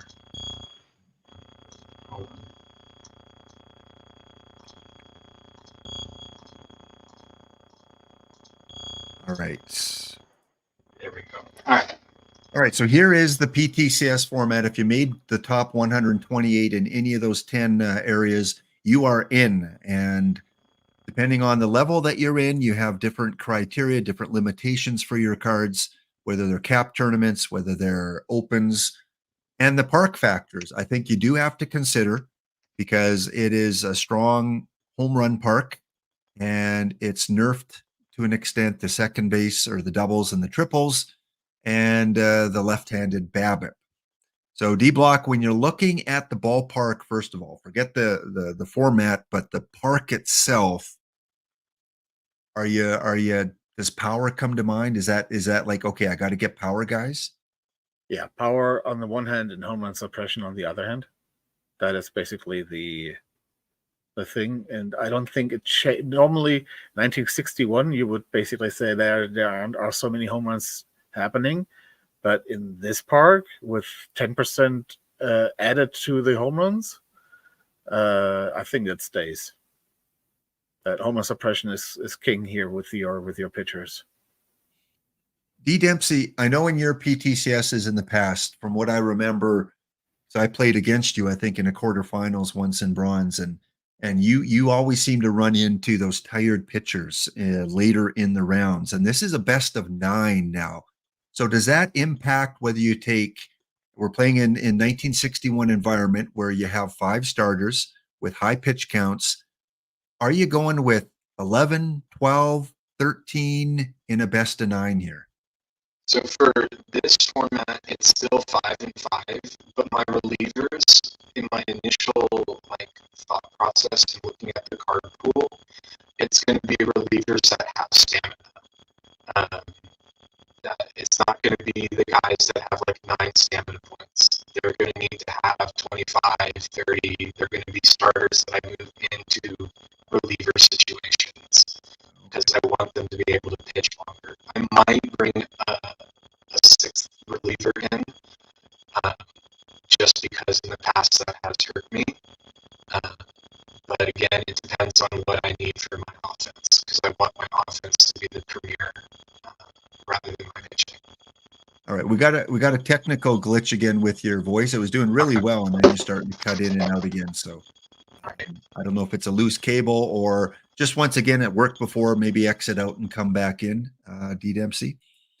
All right, let's go and look at the bounty one more time because game one is in, and maybe it's a good thing D Dempsey's not here because we got smoked Ouch. midway. Jenks, 15. come on. Hey, you know why? Look at the second baseman.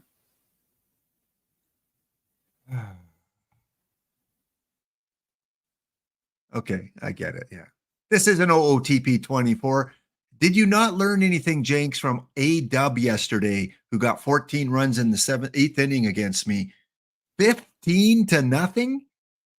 D. Dempsey, maybe we should, like, Job who just killed us. Ed Ryle, he pitched, what did he pitch here? He pitched 3 innings, 6 earned runs. Oh, man. There's nothing you can do to counter that. We got 3 hits.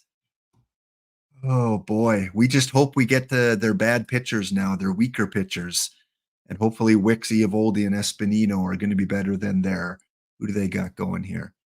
Hernandez, Otto, and then Bill Lee's pretty good. So we might face some difficulty there. Okay. That's just a bad memory. Okay. Let's forget that. Okay, D Dempsey is back. Yeah, the storm's starting to pick up just a little bit, so okay, now you sound much better. You sound better now. Okay. So the storm's picking up just a little bit. So if I randomly fly off, just okay. Here. Okay. All right. So back to the PTCS format. You were talking about pitchers. You're saying you're going to probably go 5-5, but your bullpen guys are going to have high stamina. Right. And so the stamina is going to be important for those relievers. They need to be able to pitch back-to-back games, and maybe even throw multiple innings. PTSD of D-Block and I going like 30 innings in a semifinal game in the last cycle, and then proceeding to lose the rest of the series because my pitching couldn't keep up. Yeah, that I remember that one specific PTCS where you're pitching just and a lot of managers were in that situation. I think they just didn't have the right number of pitchers or the right stamina because later in the tournament pitching was getting killed. And in a home run park too, like you have to consider that. Yes, I know it's an early era. Pitchers can pitch longer, their stamina lasts longer, but if they're getting killed with home runs like we saw the last one, aren't they going to be pulled earlier regardless of their stamina because of the home run factors? Yes, but you can also manipulate those sliders a little bit to allow those relievers to pitch longer. And you can also do it for the individual players as well. So there's that. Maybe I'll get you to share your screen because let's take a quick check-in before we go back to the cards here. One more look at your cap tournament here, where you're at. You should be, I think, heading into game number 4.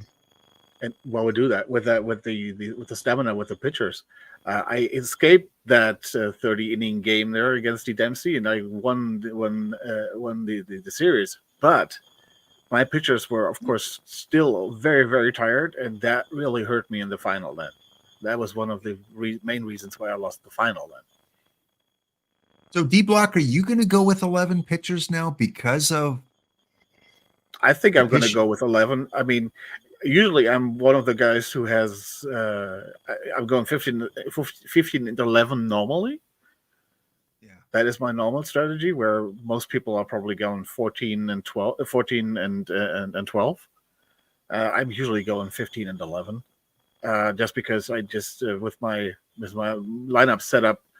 That's how it works with me, and but I think I'm going to stick with that here. I think I'm going to have 11 and not 10 pitchers here, with a best of 9.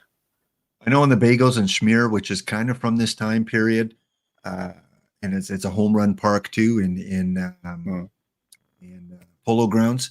Polo Grounds, yeah. So it's very similar kind of environment. And a lot of people take 10 pitchers there. And I know that when I take 10, my pitchers kind of run out of juice. So I think I am going to take 11 pitchers too, just to be on the safe side. You can still run platoons in many of the positions. Yeah, I think I'm going to go with 11. Just I don't want to get deep into a tournament and then pitching kind of craps out on you. Yeah. All right, D Dempsey. I'm going to have 11, and I'm going to have very slow hooks. Slow hooks with 11. Yeah. Yeah. Okay. So D Dempsey, maybe a couple things while you're kind of doing this. At some point, maybe you can show the viewers, the new users or the new players here, what you mean about adjusting your pitching sliders to compensate for the issues you might see. We're in a break right now, in a commercial break. Oh, okay. Well, we will. We'll keep. Well, actually, yeah, we better save this till we're after the break. So we still got a minute left, so we'll be back in 1 minute's time.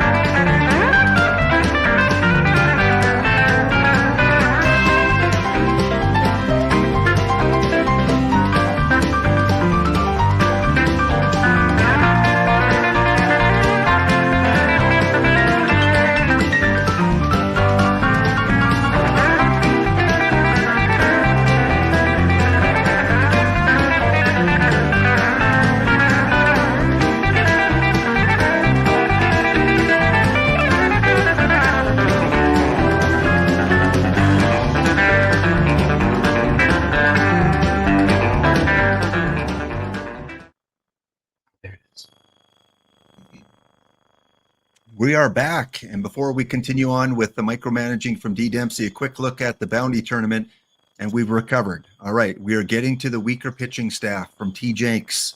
4-1 victory, only 6 hits. Wicks, let's look at the box score here. Wicks went 7 innings, only gave up 4 hits. Thompson and Mesa, good call on Mesa, came in for the save. And their pitching did okay, but we held on. So now we've got Eovaldi, who I really like, going up against Otto, projected. So I like that matchup here too. So let's get back to you, D Dempsey, and show us a little bit about the sliders and micromanaging. All right. So the sliders down here, you can regulate how you want to hook when you want to pull those pitchers. In a modern setting, I wouldn't play with anything really in here until maybe you get into the 7th or the 8th innings. And then in the 9th inning, you can start to, I don't really like my pitchers pitching in the 9th inning, or especially my starters pitching that deep. So I'll take them out because I would like a fresh arm in that bullpen. And so but for the PTCS, for example, when you're playing in a tournament that has a higher pitch count, you would want to manipulate those hooks so that they are much slower. We want that starter to go out there and be able to throw the 160 pitches, and those relievers are going to be able to go out there and throw 40, 50 pitches because that's what their stamina is going to be able to let them to do. And even in a tournament like a cap tournament like this one, it's not the worst idea ever to have your starters pitch longer into those games to save this bullpen, which is going to be a lot of 40 overall cards. It's going to be a lot of tired pitchers to save them the time and the rest that they need. And then you can pull back on that hook. And you can even do it individually too. With those sliders you showed, are you doing that game by game, adjusting the pitcher sliders, or are you doing it globally for the tournament and then individual pitchers game by game? This is globally, and then I will occasionally go in and play with the starters, but not very often. I usually leave my global settings alone. The only settings that and I don't really even mess with the player stuff. Occasionally I'll go in, and if I'm like, man, I really want to move this game along and get some extra base running, I'll manipulate those the sliders in for the players to get them to run more aggressively. If I feel like the offense isn't moving enough, if they're leaving a lot of men on base, but they're getting those base hits, then I will go in and do that. But most of the time I like to leave it default because I say I trust the AI manager, but the AI manager is an idiot. But I don't like messing with the player strategies. I would rather everyone play by the same rules for the global stuff. And then I've heard people say that, if you don't really understand the sliders, you probably shouldn't mess around with them too much. Just kind of keep them at neutral unless you really know what they do. And D-Block, I know, catcher framing, we all like catcher framing. Mm-hmm. Is that something we can micromanage if you're looking at the opponent and he's got a couple bad catchers? Are you willing to try and steal bases and run more on that team? Or because base running and stealing is so bad, you keep it always cranked down regardless of the catcher? No, I don't look at the catcher. So if they're good at if I have a good arm or not a good arm, and without framing, the thing what you could actually do if you see that, especially in the Daryl Porter, for example, he has an excellent framing, but like a blocking of 33. So what you could do there theoretically would be pitch around more. So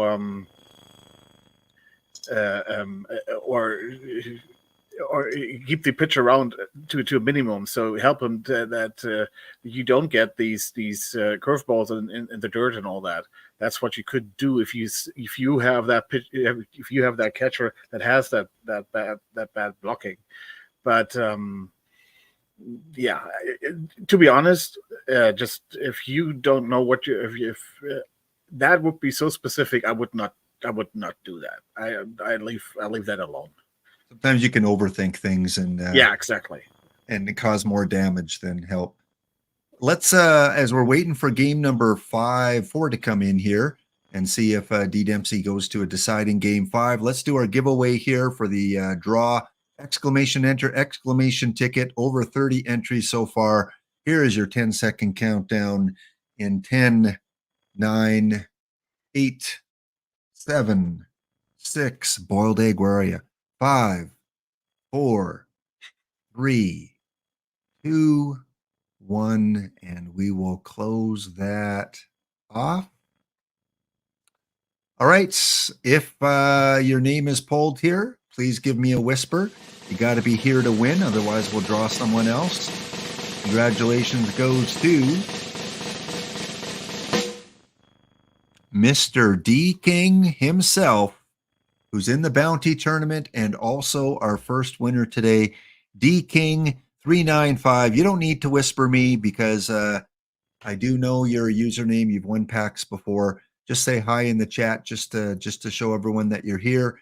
And if you did win packs yesterday on the show, they haven't been delivered yet. So they will probably be delivered. It takes anywhere between 2 hours and 48 hours, depending when they can do that. So those packs should come from yesterday's winners. So D King 395, congratulations on the first win here. All right, D Dempsey, did the sim come in? It did. I hit the scores, but yeah. Oh. So game 5. So it's a must-win game from both sides. So again, we have to check our stuff first and see what's going on. Nathan Eovaldi pitching, just fine. Relievers look fine. The lineup, Maxwell, still cold. Awesome. And Stevens needs to come out. Unfortunate. So, and this is the part where you have to make really that hard decision. Do I want to play do you need to or want to play your best player when he is technically tired, or do you want to back him up? Or do you want your backup player to come in and relieve him? Normally, the answer to this question is that you always play the better player. It's a must-win game, so you have to play him. And again, we're going to take Maxwell out because we don't need him. And we'll put, Roger Maris in, and what's he been doing? Nothing. Fabulous. And we'll manipulate our lineups just a little bit. And we'll check in on our starter for the opponent. I don't even know what this card is. How is this a 55? Look at this control. Good Lord. All right, so I sometimes I wonder how the ratings for this game work. I don't even know. Let's check his stuff. His bullpen is tired. This Tip O'Neill and this Curry Foley will not be an issue because they will be playing. So he's really got 2 rested relievers. Both of them have been used, and then it's this weird pitcher that will not walk anybody. So he's got that going for him. So there's really no big changes to be made. You're just monitoring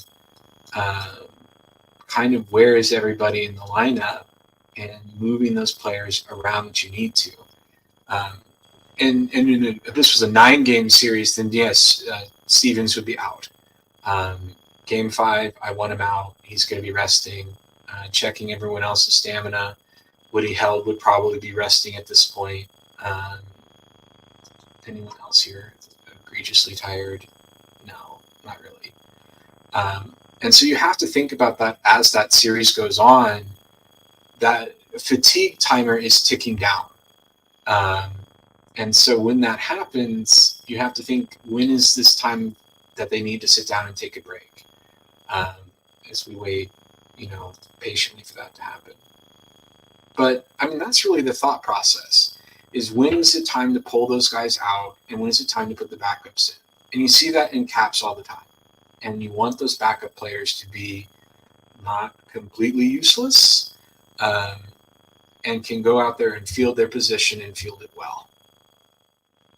So again, in this game 5, you're still sitting Maxwell because he has a snowflake, but you're put in Jake Stevens? Yes. So it's a must-win game, so I will leave my starters as best as I can. I don't think Maxwell is going to come out there. He did actually appear in this game, in the last game, it looks like. Probably as a defensive replacement. But it wasn't enough to get this snowflake off of him.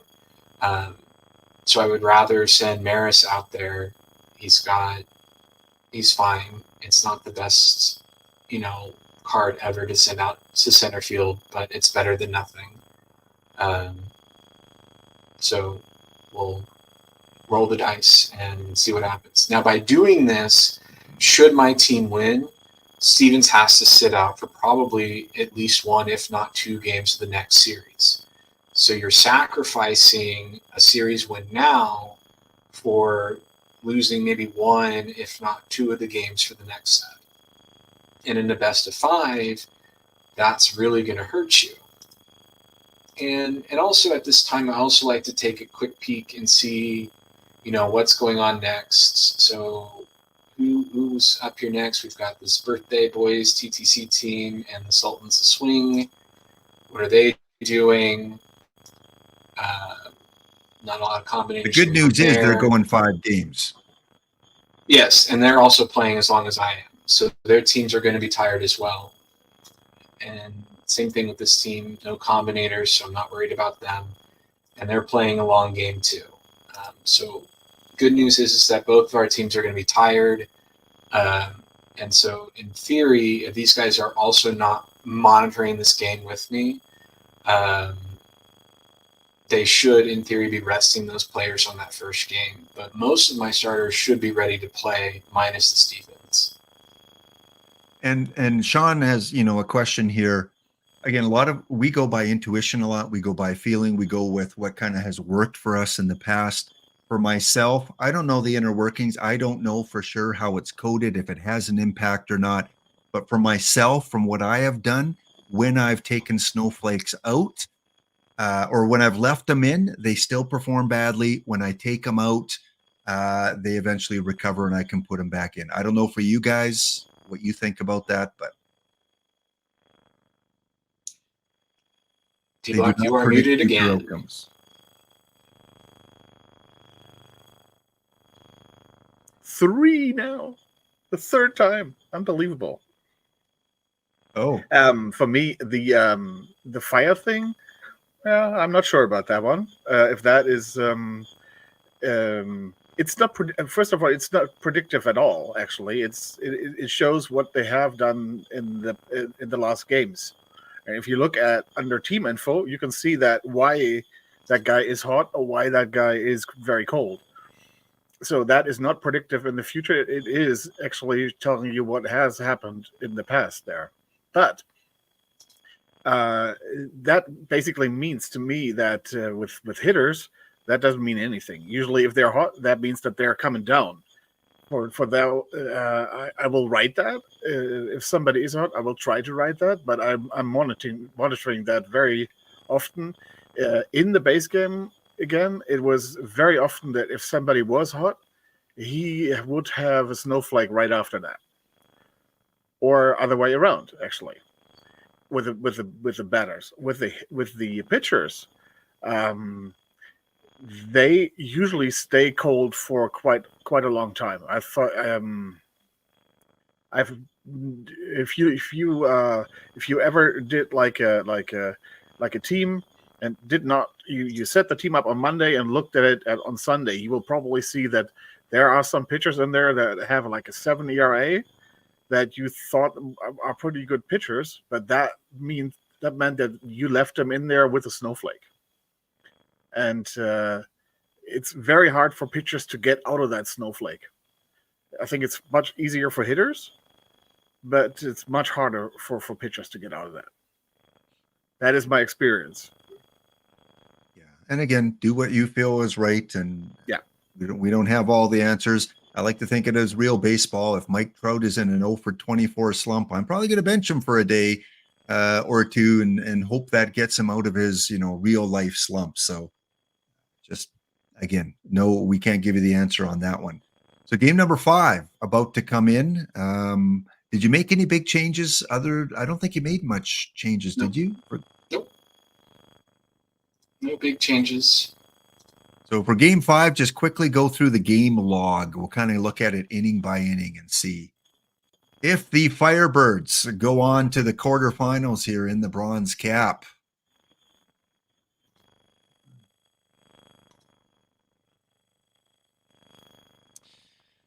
So first inning looks pretty clean.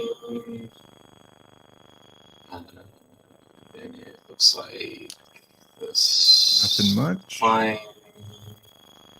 Nothing going on in the second. Nothing here in the third. Nothing going on. Fourth inning. Nothing going on. Fifth inning. Nothing going on. It's always concerning. Sixth inning. Nothing going on. Here we go. Top of the 7th.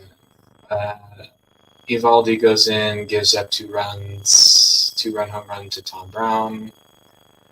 7th inning, no response. 8th inning, Evaldi's still out there, nothing. Bottom of the 8th, nothing.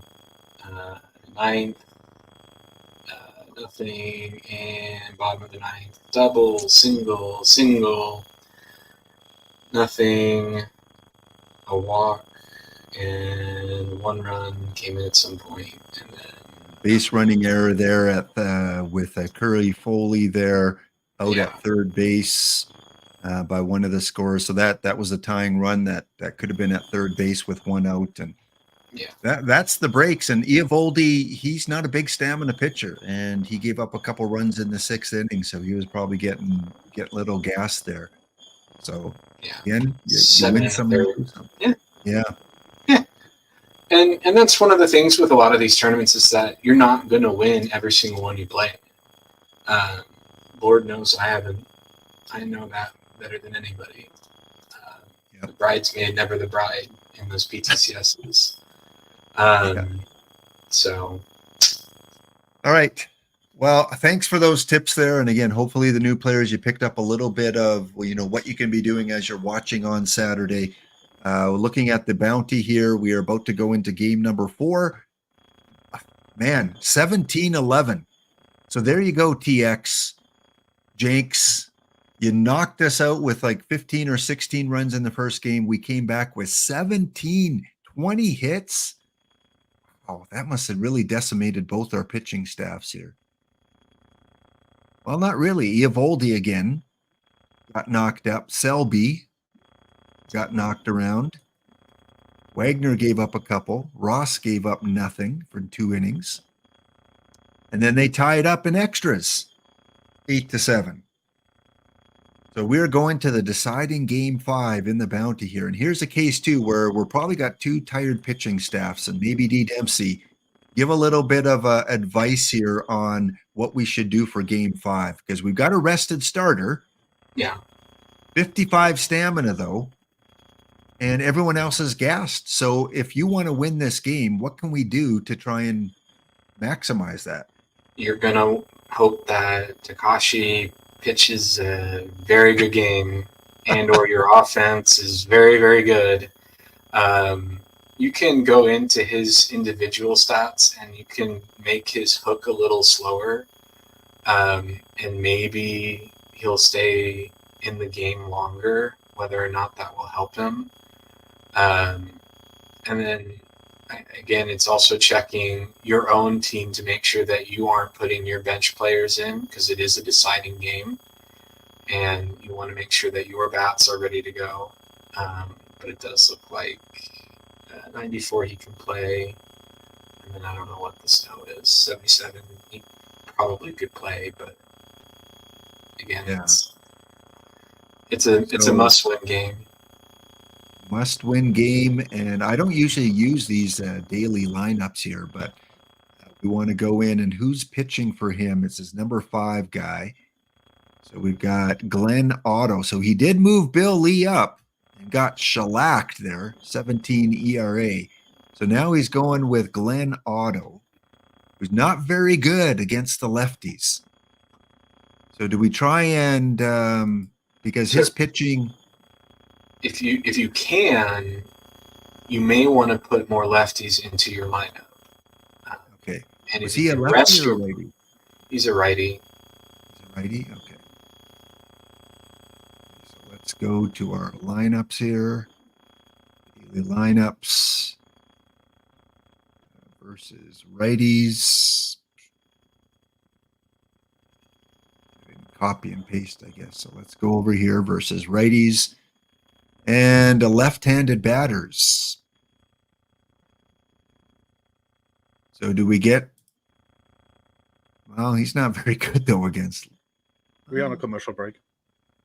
Okay, yeah, we'll still micromanage it through the 2 minutes. Maybe we get Preston Tucker in there. It depends on who's tired. Because you're only moving people out if they're tired. Otherwise, you might as well keep your regular lineup in. So Felton Snow at 77. He's weak against righties, so you could move him out if you have a lefty infielder that could take his spot, or a switch hitting infielder that likes to hit righty pitching. He's our only choice, really. India, not really. Arias, I guess. Yeah, Arias. Don't know why he wasn't in before. So we need a second baseman. Who's our big power guy against the righties? Bautista. Move him up. Giambi, Arias.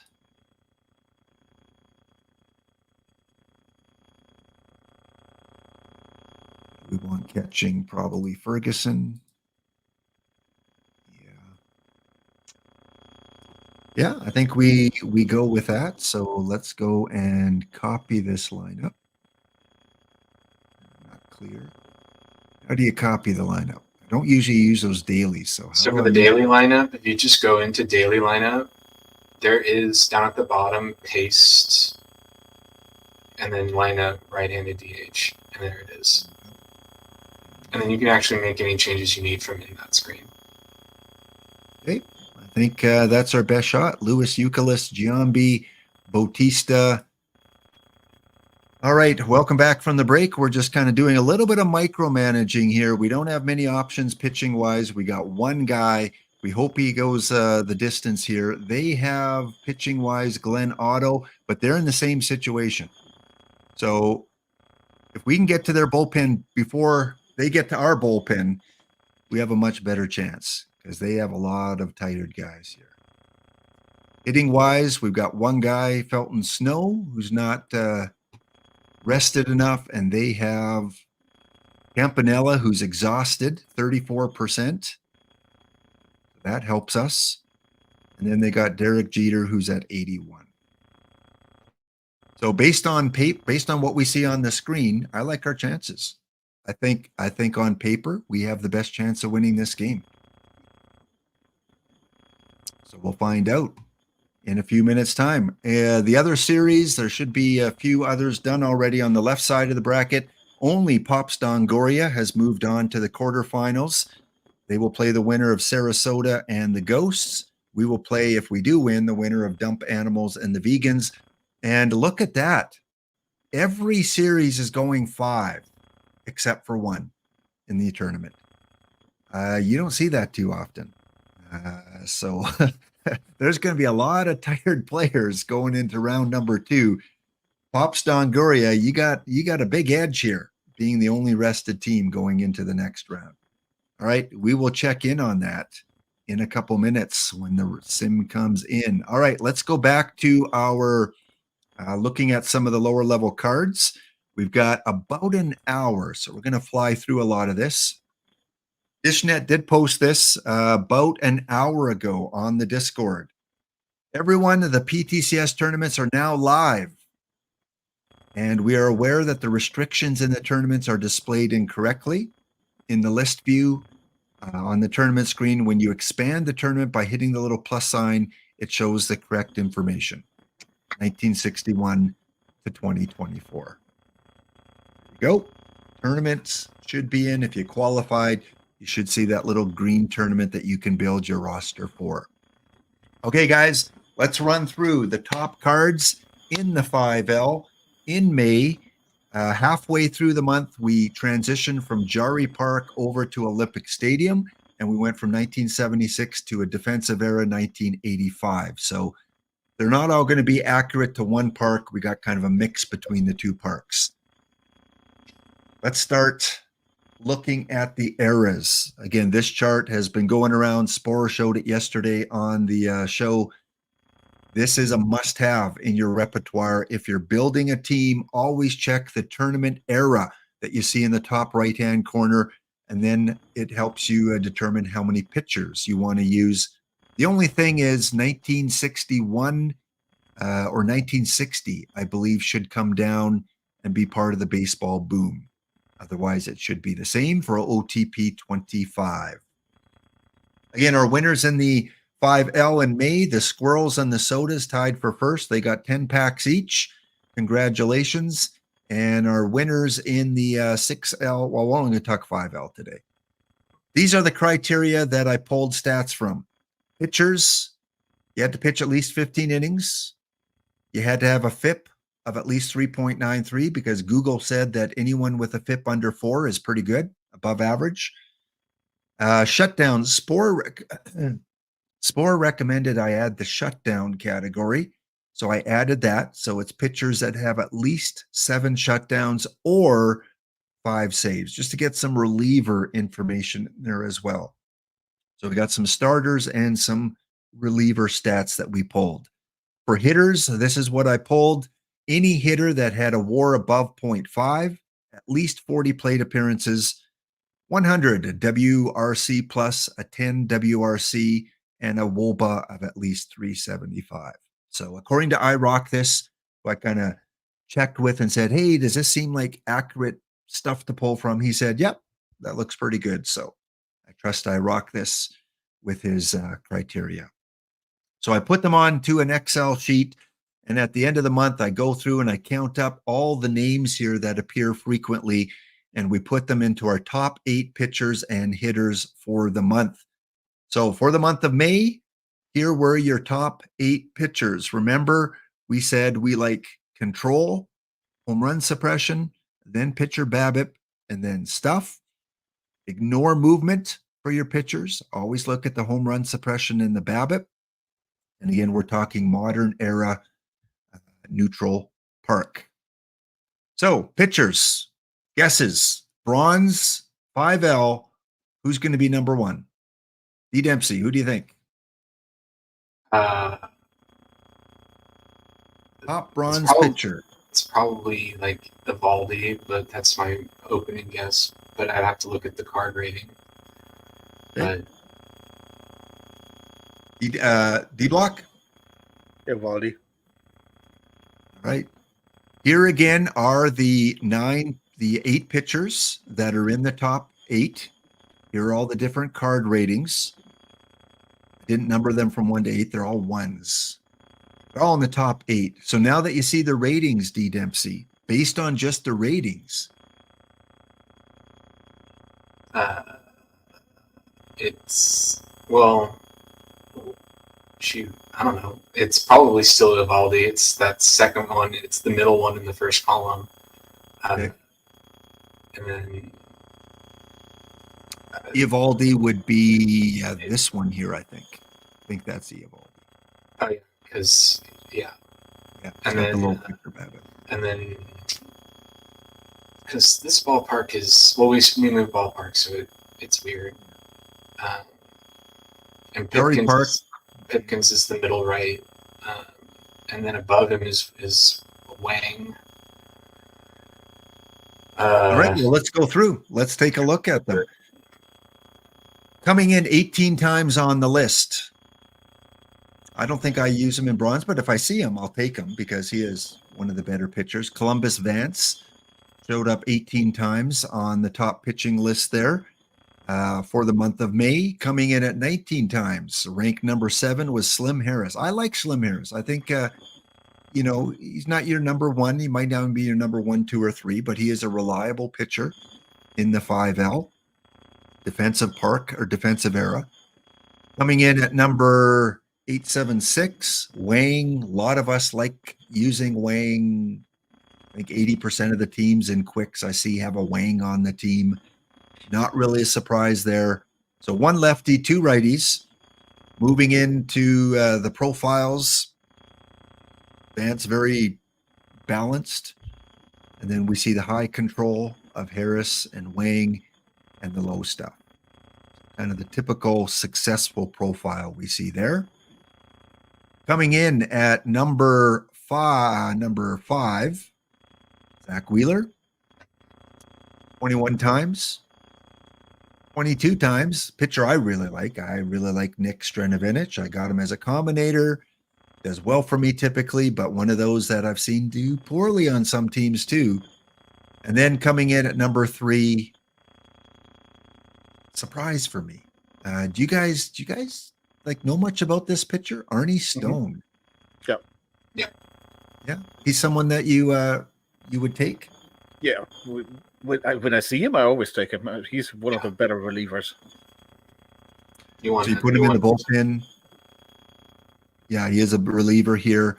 So I guess the shutdowns and the saves were enough to make him appear a lot on the list. 28 stuff and still our number 3 pitcher because of those shutdowns and saves. D Dempsey's Wheeler and Strenovinich, are those kind of go-to guys for you if you see them in the 5L? Yeah, I would probably take them if I see them. Just because they're cards that I would use even in a quick tournament. Again, and in the 5L, you don't get every pitcher offered. So these are guys you should be taking if you do see them. So especially Arnie Stone in the bullpen, as D-Block said. D-Block, with Strenovinich or Wheeler, if you could only take one of them in the 5L, who would you lean to? Wheeler. Wheeler? Okay. Just because of the little extra stuff? And the All right. better home run suppression. And then our top two. You guys mentioned a name. We'll find out if he's in there. Coming in at number 2, 40 times on the list. So our number 8 guy was 18. So more than twice as many times he appeared on the list. And that is Nathan Eovaldi. So you guys were close. Number 2 pitcher. So that leaves one guy. Who are we missing? Pipkins. Yeah, it's the Pipkins. 44 times he appeared.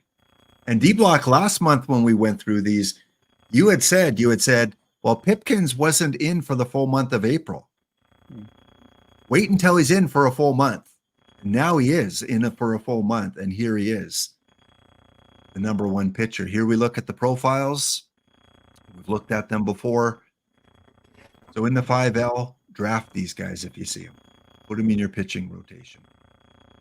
We're going to see next month 2 new names, I think, in the top 8, right? With Manning and Wilson. Should be in the top 8. Definitely. So not a lot of surprises, I guess, with the top 5L pitchers. Is there anyone, D-Block, that you looked at and go, wow, that kind of didn't expect him there? Yeah, the Vance is kind of like a little surprise for me because of the low home run suppression. I thought people would look more for that stuff, for that first. I've the times I have picked him, he was okay, but I would have more expected a focus or headaches here than Vance. But again, it's always tough in a draft. You never know what was offered. If they had like a headaches at Vance, what people are taking then. Yeah, I would have more expected a focus or a headaches here than a Vance. And D. Dempsey, do you think because we're playing in more than half the month in 1985, more defensive era, do you think that might help a pitcher like Vance with the low home run suppression? Maybe. I also think people pick him because there's no DH in this particular tournament, and he can hit a little bit. And so I also think that's what's prompting people to pick him. Yeah, he can also play the outfield, so he's a little bit of everything. Okay. If you chat, if there's any other pitchers, I've got a list of the top 40 here, but I only put the top 8 on the screen. So our number 8 guy here, Vance, had 18. Someone mentioned Raffensperger. Raffensperger showed up in 11. So he was, probably in that 15 to 20 range, maybe a little bit higher. So if you have any other names that you want me to kind of check how they did in the 5L, just put them in the chat. So, I mean, it boils down to by far, number 3 guy had 25 appearances, and we go to 40 and to 44. So huge improvement for Eovaldi and Pipkins. So again, here are the profiles. Sacrifice a little stuff. And home run suppression control seemed to be the king. I didn't do a lot of the single tournament stats this month because of so many teams that forget to draft. They kind of inflate those stats. But I did a couple. Give some relievers the love. One tournament had 12 saves, so this is a one-off. In a single tournament, there was a pitcher that had 12 saves. Give some love to the Oakland A's. Pretty good, pretty good profile for a bullpen guy. 9 stamina, though. It's not going to pitch much for you. Ryan Butcher, 12 saves for the month of May. And one other one. Sorry, go ahead, D-Block. We do have some more names in the chat, but Oh, do we? Okay, Hartzell. Hartzell in the top 40 finished 9 times on the list. And Jake Westbrook. I believe I saw Jake Westbrook on there 16 times. So he just was out of the top 8. Who else? Highest iron pitcher.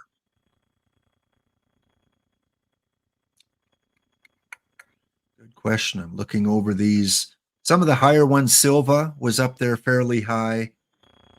Because we do have a round of silver cards, Sabathia was up there 12 times. Anderson was up there 11 times. But in the top 40, there were no irons. They were all bronze pitchers. So try and get your pitchers in bronze, I guess. At least for the starters. For FIP, with a minimum 30 innings pitched, it was, and this is a pretty good card too. Like this Tony card is pretty good.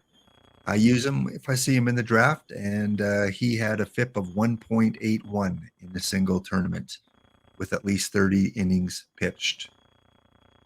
Schmitz, usually, yes, Schmitz has been in the top quite a bit. He was at 14. So Columbus Vance was at 18. Schmitz was at 14 appearances. But yeah, he's another card I like. All right, let's look at our hitters. So for hitters, we got those categories: WAR, WRC, WRC plus, plate appearances of at least 40, and a WOBA of 375. Who is your number one hitter, do you think, in the 5L D block? it has to be done.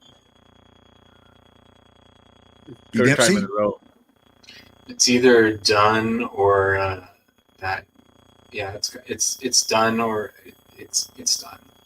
I can't even think of another card, but it's either done or it's one of the 15 first basemen.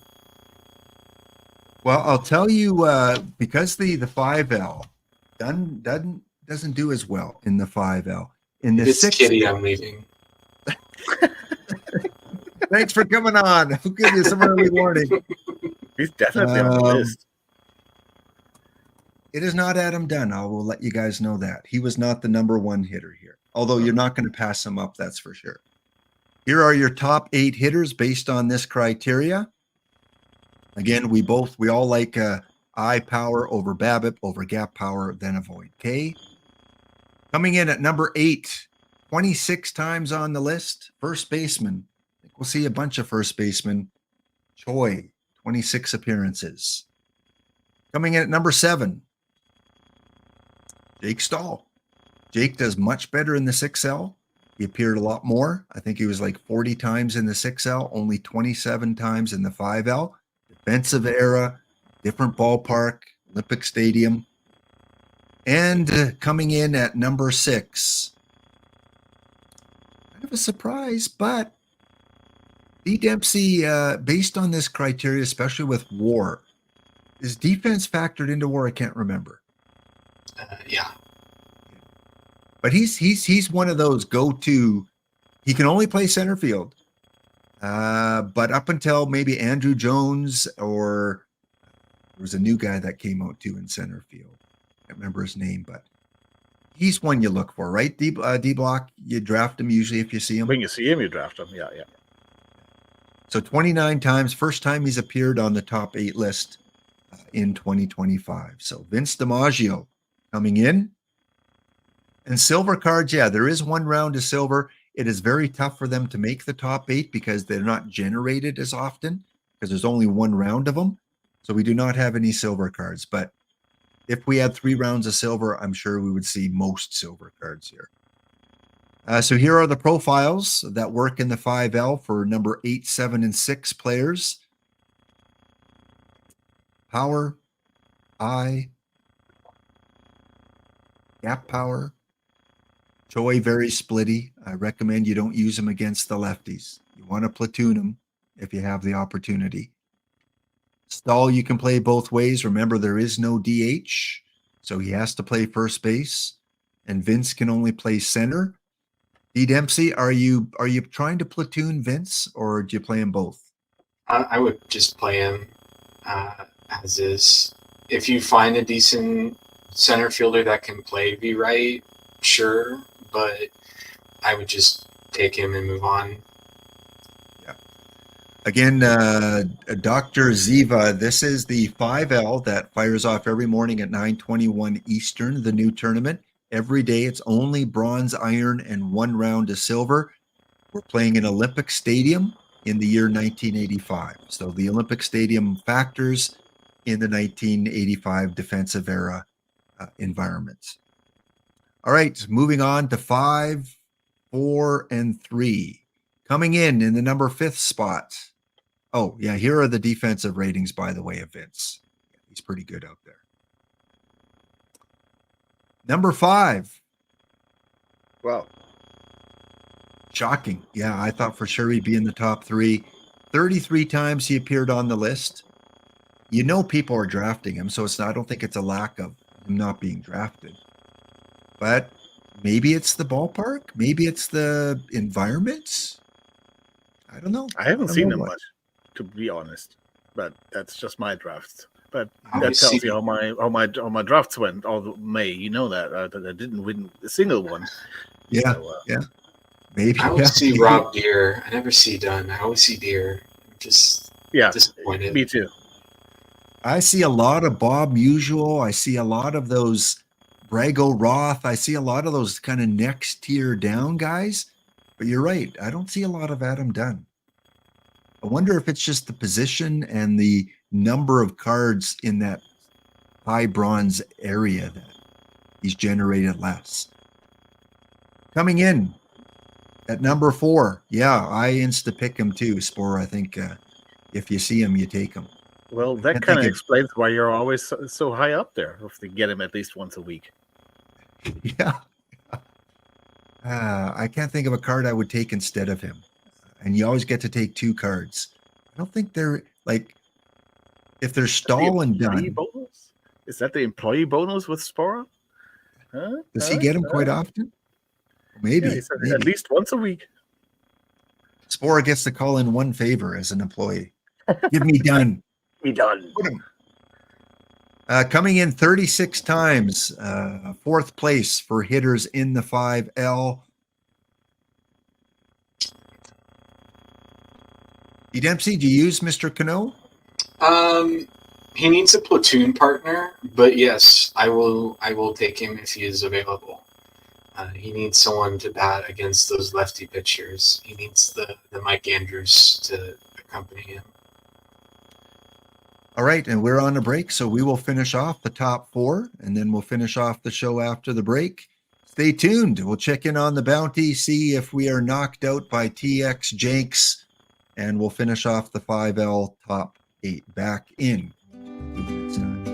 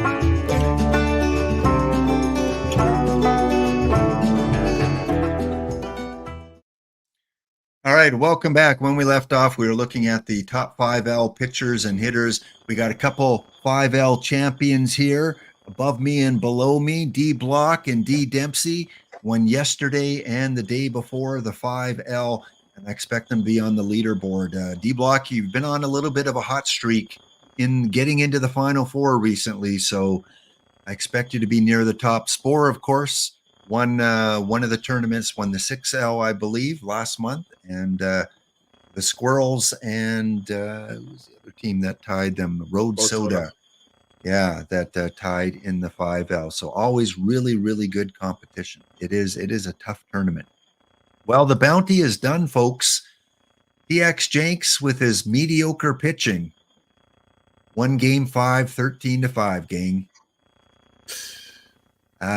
When you get beat by, well, you change things up a little bit.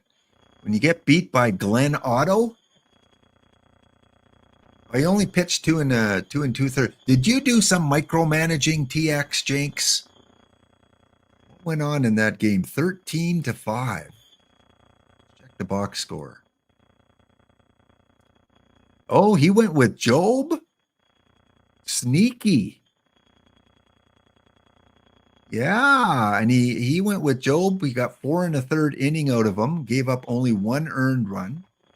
That's something you can do right too, D Dempsey, in a must-win situation. If you got an ace that has like 69% rest, you can take a chance on him. You can do that, but you face the penalty of pitching a tired starter, and that penalty can be huge. So you need to be cautious doing that. Yeah. And speaking of top performers, in a tournament where you had perfects all the way down to iron, it was the bronze Jake Stahl that was the player of the tournament for TX Jenks. So pretty sneaky there, TX. You rolled the dice, and I mean, he's such a dominant profile pitcher that I can see why he took that risk. I mean, the bad news is he doesn't get him for round 2, but he really just cared about knocking us out. Face it. He got 10 packs. Congratulations, TX, for getting the 10 packs. You guys are on your own now. We have Pops Dongoria going up against the Ghosts. We have TX Jenks going up against the Vegans. The Doggos going against Music Lessons, and Mile High Mayhem, GT Sundown going against Ezra Denny. So you guys are playing for those 3 in-game packs. Yeah, we just didn't, I mean, we can use all the excuses we want, but we really didn't have a lot of quality options. We didn't get any of those big meta players hitting or pitching. I mean, and we went 5 games. Any comment, any post-game comment, D Dempsey? It's a game based off of a random number generator, and the coin did not flip on our side. Right. Yeah. I'm going to use that one all the time. Okay. Cano, D-Block, I didn't ask you. Are you a big Cano fan? And who else do we have at second base that you might use if you see them? You have Eric Young there. You have the new one of the new NEL cards that I prefer over all of them, actually. Colin Day? Or yeah, Colin Day. Connie Day. Hey, Connie Connie Day, Day. not Colin. Yeah, Connie Day. I think I prefer that card over all of them. Used to be Mike Andrews. He used to be a card you could play at second. Yeah. Yeah, Jet Jerkel you can have there. That's another card. So All right. you have options there. Mm-hmm. And Cano, of course, yeah, Cano is my great personal card. favorite, the Geronimo Pena card. I know you like that card, the Pena I card. love it. I I love that card. can't find myself to draft him. Maybe that's why I don't win like you. Yeah, that's it. That's it. It's like the Mike Fischlin. You like that card too. Yes, I like it, shortstop. but I love the Pena card. Yeah. I love a guy who gives me is a doubles machine. It's just you just don't have that. He has BABIP, and he has 120 gap power. So with defense. TX, since I see you in chat, I have to ask you, TX, if you weren't playing us, if you were just playing one of the other bounty players trying to advance, would you have used Job, or did you just go all in? You put all your chips on red. Is that what you did? As you were playing us? Coming in at number 3 is another OOTP 25th anniversary card. And by the way, on Thursday, there's another OOTP 25 set coming out. So you can expect some really good cards in that, as we've seen in the first couple. Easy, right? He had to be there. Andrew Jones. Stud, meta. DDMC, where would you use him though? Or does it, I guess it really depends on who else you get in the draft. But it depends on where you get him. If you get him early, then I'm not worried about drafting a center fielder anymore, because I'll just have him play center field, probably both ways. If it's like that last bronze round and I've already drafted someone, I might put him in one of the corners, or maybe he's platooning. Maybe it depends on who else I'm getting. But again, you're not passing him up. No, if you always take him, always. iDub. I put your packs on cooldown from yesterday.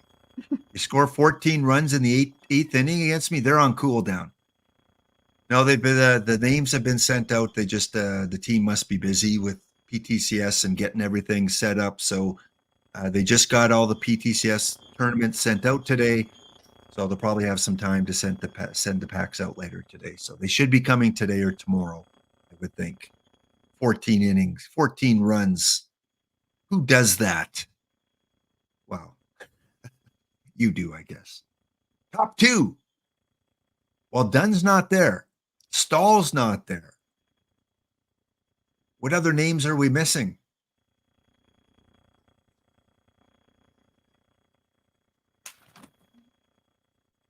Come on, experts.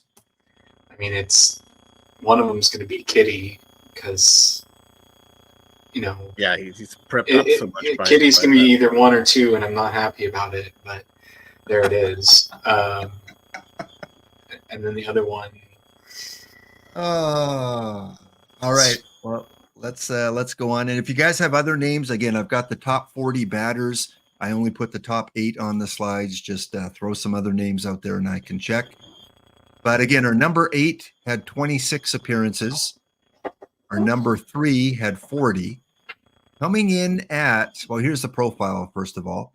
Cano kind of surprises me. It's not really a profile that you would think he would be a number 4. Why do you think, D. Dempsey, that he plays so well in this tournament? He's just an overall rounded player. So that's probably why he's not super done. He's just all power, all gap, and nothing else. Cano has some contact ability, and this is 85 format, so you need some level of contact, some avoid K, a little bit of everything, and he's not home run or bust. Especially against the righties. Righties, he's really solid against the righties. I think it's the card art. It's also the card art. I can talk for myself.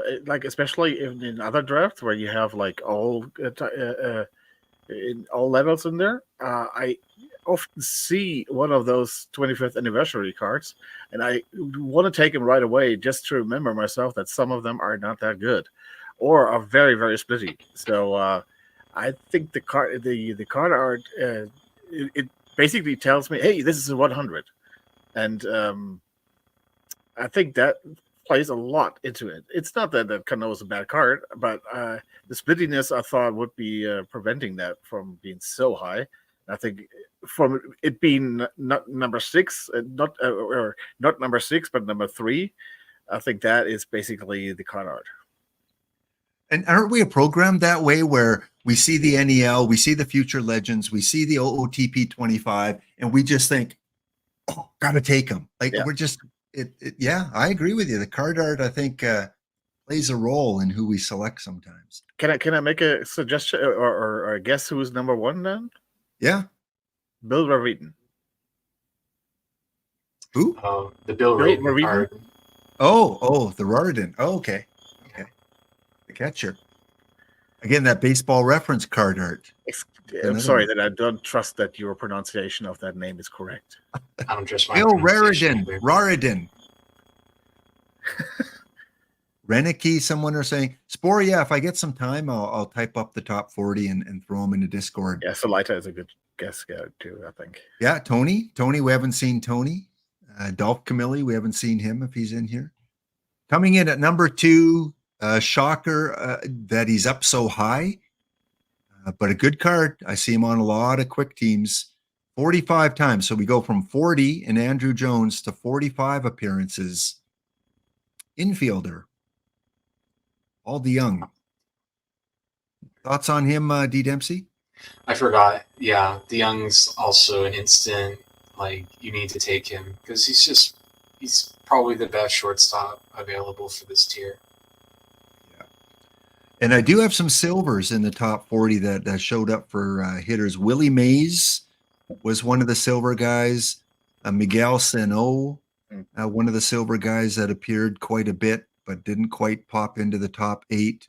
Hank Aaron, the limited edition Hank Aaron was in there. So the usual suspects, the guys that have a lot of power and eye, if you see them in the silver rounds. There were a couple pitchers too that were just outside the top 40 that you might want to look out for too. I can't remember their names, but there's a couple good ones. Steve Treschel, I think, was one of them. D Block as well. DeYoung is one of those that some people are abandoning. A lot of people keep him. Is he still your number 1 shortstop? No, the new NAL card is one of those. Is my top one, and Stevens my second. Oh yeah. So yeah. DeYoung would be my third. But in a 5L or basically in any draft, I usually take him. And Stevens was number 9 on this list. So, and I don't think he's played the full month. I don't think he was in all of May. I mean, he might have been, but he should be there. He came with Pipkins. Oh, okay. So yeah, he just finished out a side of the top 9. Also just missing out. We had who else? Oops, that's the 6L. Meredith. With DeYoung, he's only, of course, shortstop, and Stevens, he can play with a second, short, and third, but you basically play him at second or short, of course. Yeah. So he's much more versatile than DeYoung. So that's kind of like a little bit surprising for me that DeYoung is that high, since he only can play shortstop. Tied at 9 was Jake Stevens and Jim Presley. Jim Presley was up there at number 9. Another great third baseman. I see a lot of people drafting. And coming in kind of the 10-11 range, Bob Allison, who I see a lot in the draft. Low bronze card. Raridan finished about 21. So it's not Raridan. Okay. So just kind of missed out. And yeah, a few other names. And again, if I have some time, I'll post them in Discord. While coming in, again, we go from 36 to 40 to 45. This guy came in 54 times, blowing away the competition, and no one's mentioned him yet. One of the early sought-after combinator cards. People were looking for this to combinate very early on. Chat, any guesses? Won't be Connie Day. Connie Day might be in next month. Who is it? Not Enrique. No, it's not Enrique, although that's a good guess. Not Enrique. I'm surprised no one's mentioned this guy. 54 times. It was not Kitty. Kitty finished number 12. He showed up, I think, 19 times on the list. So he was down there. So he was like 12 to 15 range. It is Jeff Blauser. Understandable, right? Yeah. Great card. Here's the profile. He's kind of like that opposite of Cano, where he's much better against the lefties. Maybe it's the defense again. We look at the defense for DeYoung, and then not as great a defense. What do you think, D Block, about the Blauser card? Is he still part of your team? Yeah, he was day one. He was okay, but now he's like number 87 on the shortstop list. Yeah. I don't get it. Yeah. Why is he 54 times? Is it just, do you think D Dempsey he's a name recognition, so he's probably getting drafted a lot more, so therefore more opportunity? Or is it just the criteria? I mean, 54 times he's had a WAR of 0.5 or higher, and he's met all these other things as well. Any guesses why Blauser would be number one? I think it's the utility bit, is that he can play second or third, and so you're not committing him to one spot. And so if you did pull him, and then later on you get the Jim Presley, you get the DeYoung card, you get an Eric Young card, you aren't like, wow, now I have to deal with this guy on the bench. No, you can move him around, and you can platoon him, and you probably should. He needs someone to hit right-handed pitching because he can't. Yeah. So again, I was expecting to see these bangers up there, Stahl and Dunn and those kind of guys, Tony Soletta, who wasn't up here. But it was two infielders with, and maybe it's the 1985 environment. Maybe it favors them a little bit more. Maybe it's the Olympic Stadium ballpark. I don't know. I don't know what it is, but there you go. Top 8 performers for pitchers, for hitters in the 5L. Next week on one of my shows, I'll run down the 6L. I didn't want to do them all in one show today.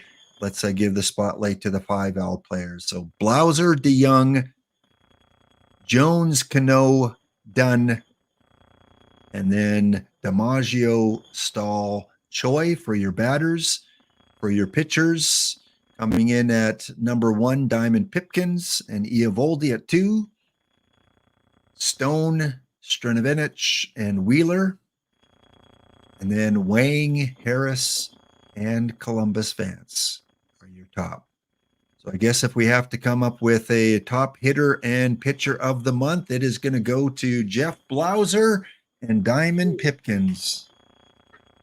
Even though Blauser is he's not a must for me anymore, but I guess I'm going to have to start drafting him. I don't know. E. Dempsey, now that you have some time over the summer, 5L or 6L, do you have a preference? Or are they both just kind of so similar that whatever, I play in both if I can?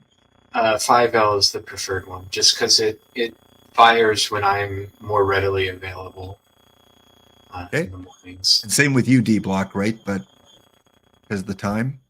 Yeah, definitely.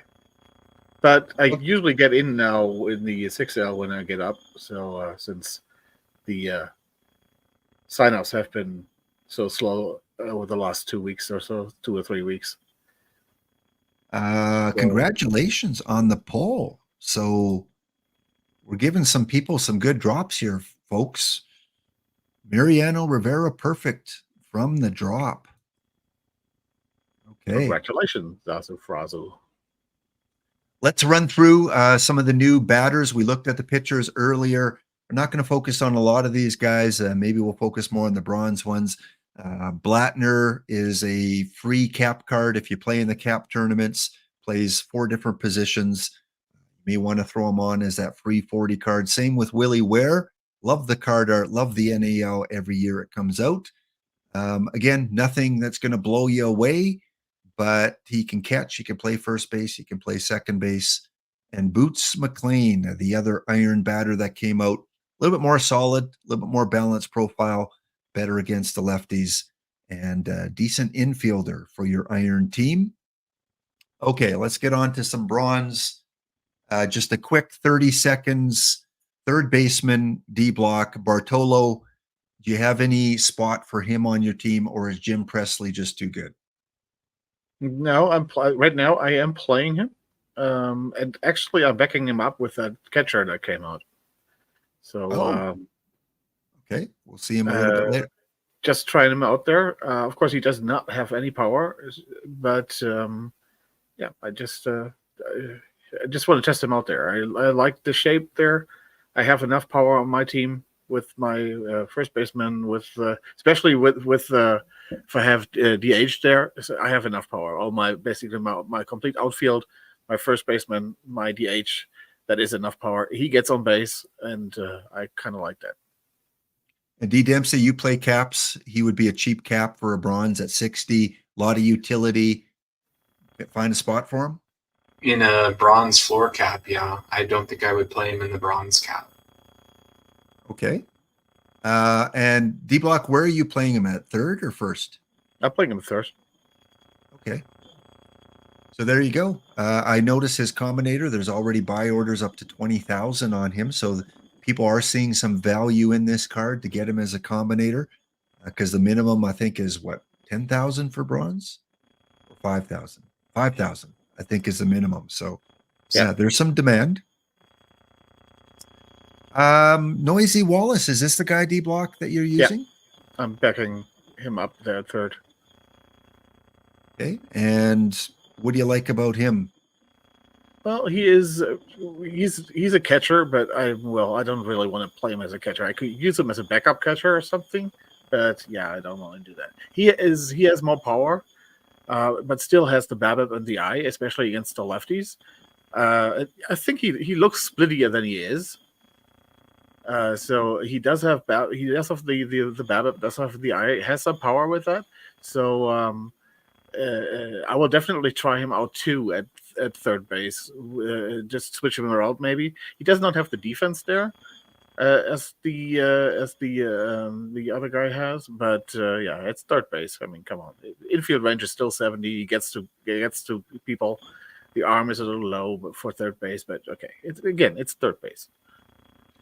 Okay, well, we're on our last break here. We got a few more cards to cover, including what might be our favorite card in a very long time at the lower levels, and it's an NEL card. All right, we'll be back in 2 minutes' time, guys. Going to put on another giveaway here, 5 packs for the late bird giveaway. Now's the time, boiled egg. Don't miss this one. Come on, you're so close every time. Exclamation ticket, exclamation enter. We'll see you back in 2 minutes.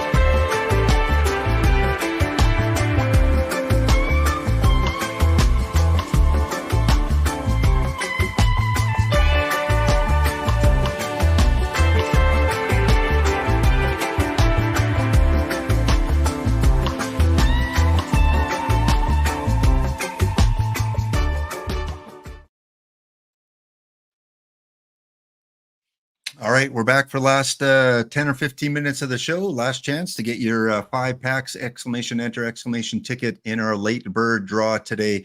Congratulations to our winners so far. TX Jenks for winning the bounty draft. He got 10 packs for defeating us in the 5th and deciding game. And also to D King 395, who won the early bird draw. So we got one more name that we'll draw in about 10 minutes. Going to head to Dr. Dynastic at the top of the hour. but we got a few more cards to talk about here from the latest NEL set. D Dempsey, before the break, D Block gave us his opinion about noisy. You got some room in your life for some noise? This is not going to work. Not for me. I don't really like this card, but I mean, can it play? Probably.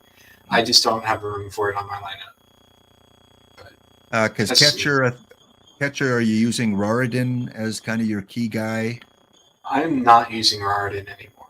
I'm actually using Duke Sims, and then I have a combinator Pokoroba that I'm working with. Oh, okay. So you're using Biff. Is that Biff? Yeah. What is it? Why not Raridan? Because I know some people are not on the Raridan train. Is it just the lack of power, or is it his defense? Like what kind of pushes him away for you? It's the lack of power, and he just doesn't seem to work in the quick tournaments anymore for me. So I want to get some more offense going in those tournaments, and so I decided to get some offense going. And we're going to see what happens.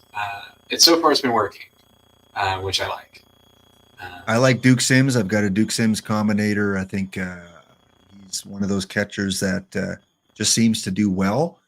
D Block, who are you running at catcher? You said Noisy and No. I don't run Noisy. I run Noisy at third base. But third. I agree with that. If you're playing the bronze quicks, then yeah, you go for all power. And I don't play the quicks because you need the home runs there. Since you don't have a series, you need every game. So there's you need as many home runs as possible in the quicks. But in a series, I'm playing that some of those low home run guys there. I am playing right now. Who am I playing? Averill. I have sometimes in there. I do have that O'Brien quick, O'Brien combi. So Averill and O'Brien. Sometimes I do run the gosh, what was his name? The catcher from New York now with Milwaukee, Gary Sanchez. Yeah. Okay. Let's go on to, we got a couple more to go here. Mr. Alexander in left field, center field, right field, second base. Now, we talk about balance profiles. You can't get much more balance than this, although he is better against the lefties. I just think there's so much competition in the outfield. You can't find a spot for him. D Dempsey, you agree? Yes, the bronze outfield is so loaded with so many cards. This guy just can't find a spot for it. I mean, you can put him in left field. That displaces Dunn to DH, which means you're not playing Stahl, or you're putting Stahl at first base. It moves people around. It's a great card in maybe the 5L if you don't have anything else going for you. In the regular tournaments, probably not. Yeah. In an era of power and eye, he doesn't really give you exceptional power or eye, but still a good card. Like nothing wrong with the card. Outfield range is 74 for a bronze. Okay. D Block, same opinion, just no room for him. Yeah, no room in the outfield. If he would have had better infield defense, I could see him at second base, but definitely not in the outfield. Okay.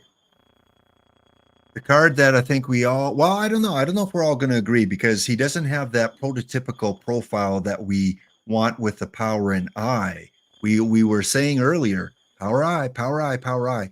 He doesn't have power eye, but he's got everything else. I'm going to start with you, D Block, because in a way he kind of fits a lot of the things that you like in a card. Yeah, I love this card. He's my second baseman, definitely. I don't care about the eye there. Actually, I don't care about the power in the eye there. He got the defense. He got. You could also play him of course, at shortstop. I think he can play both. Actually, he's probably even better suited from the stats at shortstop with the range and the arm, being turn double play being a little lower. So he's actually better at shortstop there, and yeah. If that is a 24 D Block card, I don't know. This is my new dink. Last year, remember Dink, he could play everywhere. He could catch, he could play in the outfield, he could play second base. He didn't have the same profile with the, the blue at the top end of it, but he was still a really good hitter. What about you, D Dempsey? What do you think about this non-power eye guy? I use him, but I don't start him. He's more like a bench player, and so he kind of rotates in and out. And then I use him as like a defensive replacement for third base because I run the Wilson Bettman card over there. Okay, so you're not as high on him. Still early. This just came out. What was it? A week ago? Was it this last Thursday, or was it a week before? Thursday. This is, Last Thursday. yeah. So it's been out less than a week right now. Man, just defense. It'd be interesting to see how this plays.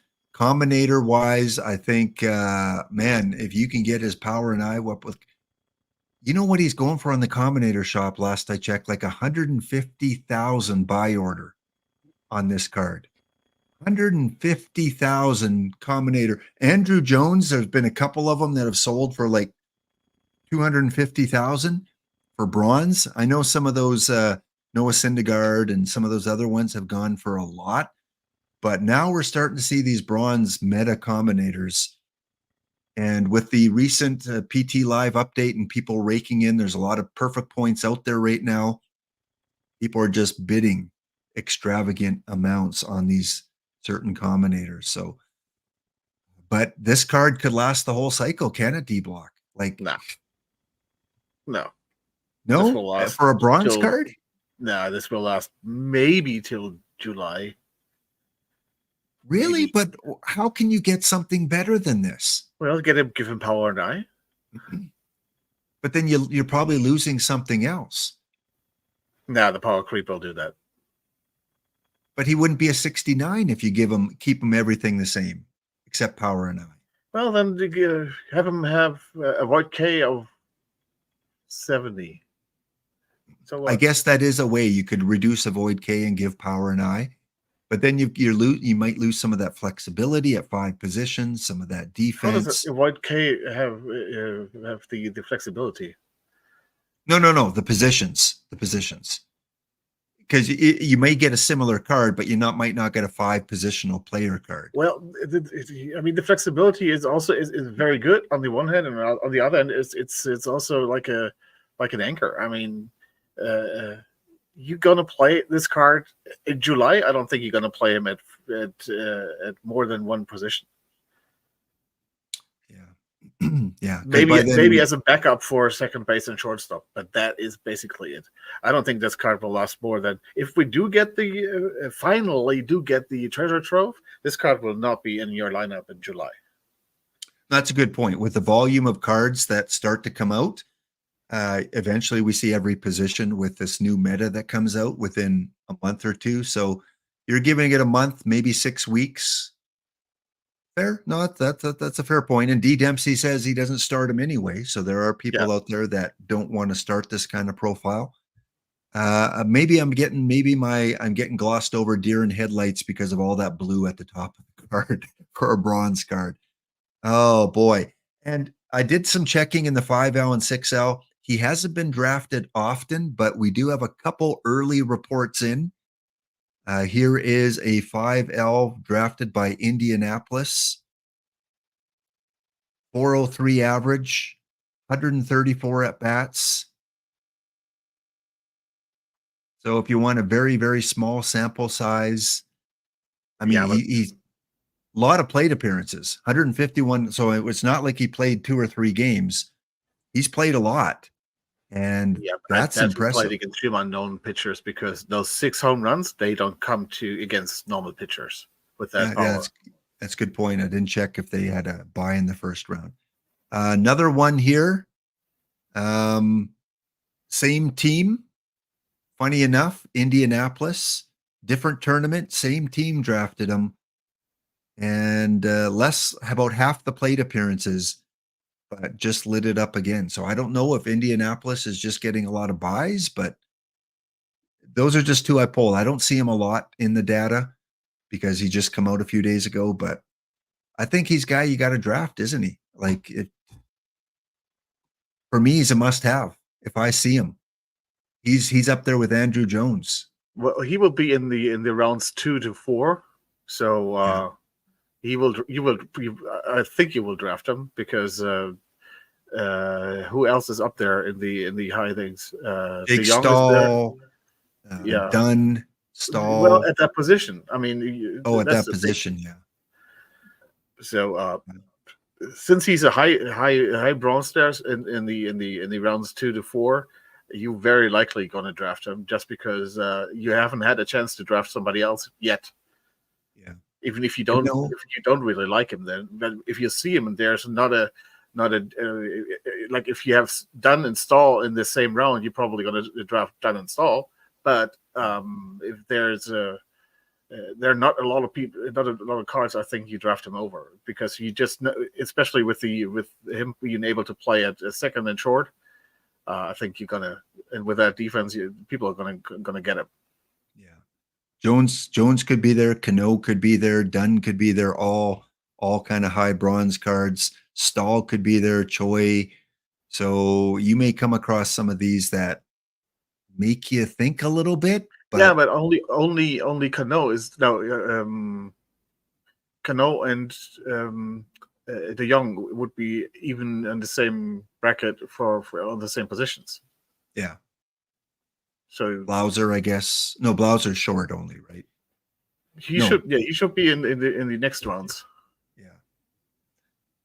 Anyway, just a fun card. I'm really curious to see how he plays out over a month kind of sampling size. 6L, I think, where you have the right-handed home run power, probably doesn't do it. Probably a little less likely to want him, but 5L, I think in the defensive era, I think he's going to continue to light it up. And I think Sporer, when Sporer won a tournament or came second, I think he had Connie Day, didn't you, Sporer? Wasn't it a recent tournament that you were able to draft this guy? Pete Dempsey, final thoughts here on Connie Day.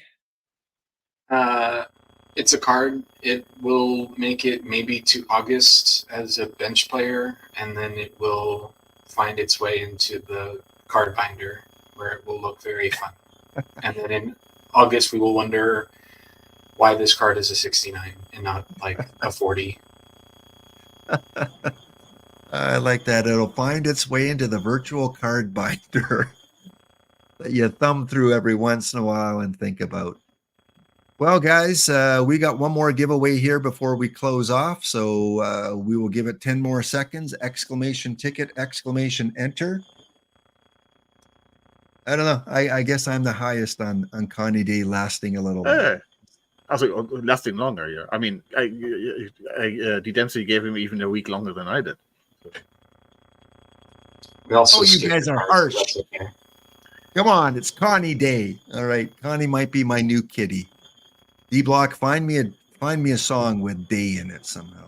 Yeah. Okay. Yeah, I dub wants something from you. I dub. Did you miss Mr. Earl in the spotlight? Who's Mr. Earl? Mr. Earl. That's a Dixie Chick song.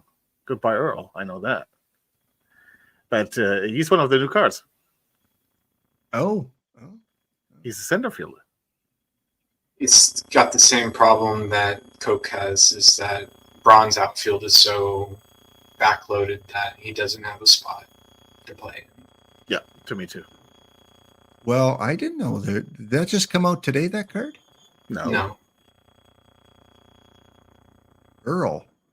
Man, this is how behind the times I am. Let's go check who this Dixie chick is. I have its combinator on my screen. I can put it up. Charles Earl.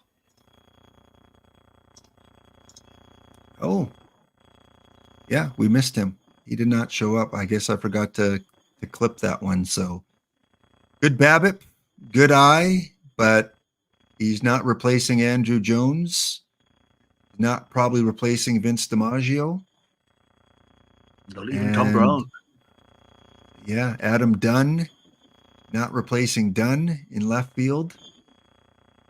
So I don't really see a spot for him unless you have him as a utility backup kind of guy. But combinator wise, yeah, there is the hunt. The hunt is on for 1961 or later with the PTCS coming up. Once again, D Dempsey, which tournaments are you in on Saturday? I'm in bronze and in iron twice. Okay. And D Block, you are in Silver and gold. silver and gold. I will be in bronze, but I will be watching D Block for a lot of the morning because he is going to be covering it. Spore is going to be covering it as well. I very likely am not going to cover it because normally I would be in London, but since we had some death in the family, I have to go to Heidelberg, so I'm not going to London. Oh, So I'm probably not going to be home, and we will drive. The funeral is on Saturday, so but I don't think I'm going to be at home in order to stream it. well, our condolences here. Well, my condolences, and the chat is giving their condolences as well. That was, I know you were looking That's forward life. to that. Yeah. And yeah, you're going to miss out on that with EVC and Andy, yeah. Andy. That from will be Sheffield. this weekend too. So I wouldn't be able to stream it anyhow. Yeah. D Dempsey, what are your plans over the next few weeks other than putting your feet up on the lawn chair? That's about it. I didn't even think about the London series. That's going to mess with PT Live. So you got to think about that. But it's just hanging out. I'll be here. You'll be here. The cards will keep coming out, and hopefully we can do once the treasure trove, maybe a weekly or every couple of weeks, depending on how many cards we get. Looking at these cards, it was fun, guys. Thanks for your analysis. Thanks for the conversation, and good luck in your PTCS. Just D Dempsey, I don't want. You're in bronze, right? I don't want to come up against you again.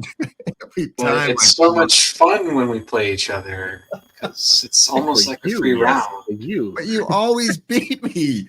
It's I like get to the quarterfinals. Come on. I even wore the Ranger hat today. Oh man. No, actually, I think if I come up against you, watch out. I think I've got a team that is a little bit more competitive now.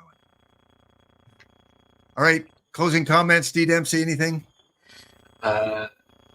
Keep an eye out for your platoon splits for the PTCS. And I don't think this is an opener round, so you don't have to worry about openers for this one.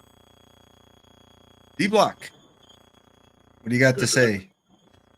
Good luck. Good luck. All right, gang. I'm back tomorrow with the showdown. We've got Ezra Denny and his Giants playing D Kings. That's going to be a fun one. D Kings 1995 Braves going up against Ezra's 62 Giants. And we also have Dr. Baseball's Cardinals from 2004 playing the 2004 Don't Throw This Win Boston Red Sox. So those are a couple good matchups. Let's do our draw here. Ending in 5, 4, 3, 2, 1. And our winner with our drum roll.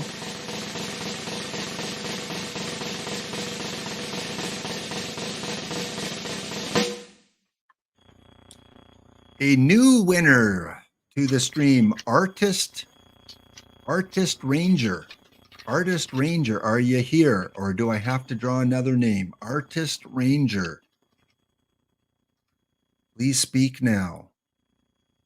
Artist Ranger, because I'm not familiar with that GM. So we'll give them a minute. I will let you guys go. Thanks again so much, guys. Again, enjoy your PTCS experience. Good luck in your pack opening. May you pull something that helps you this weekend. And we'll see you next time.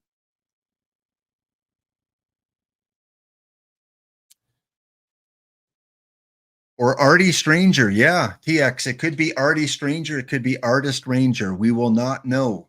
We will not know. Yeah, I always franchise Time Machine. I always have time for community, for fellow affiliates. I love to talk and get other opinions and viewpoints. So if there's anyone out there that believes they have something they can offer the community, there's some help, some advice, some tips that they can give, get a hold of me on Discord and we can talk, because that's my favorite part of streaming, is talking to you guys and learning myself some of the tips and tricks for OOTP. So Dr. Dynastic is on. Don't go anywhere. We are going to raid over. Again, we're here for a good time, not a long time. So have a good time. The sun can't shine every day. We'll see you next episode.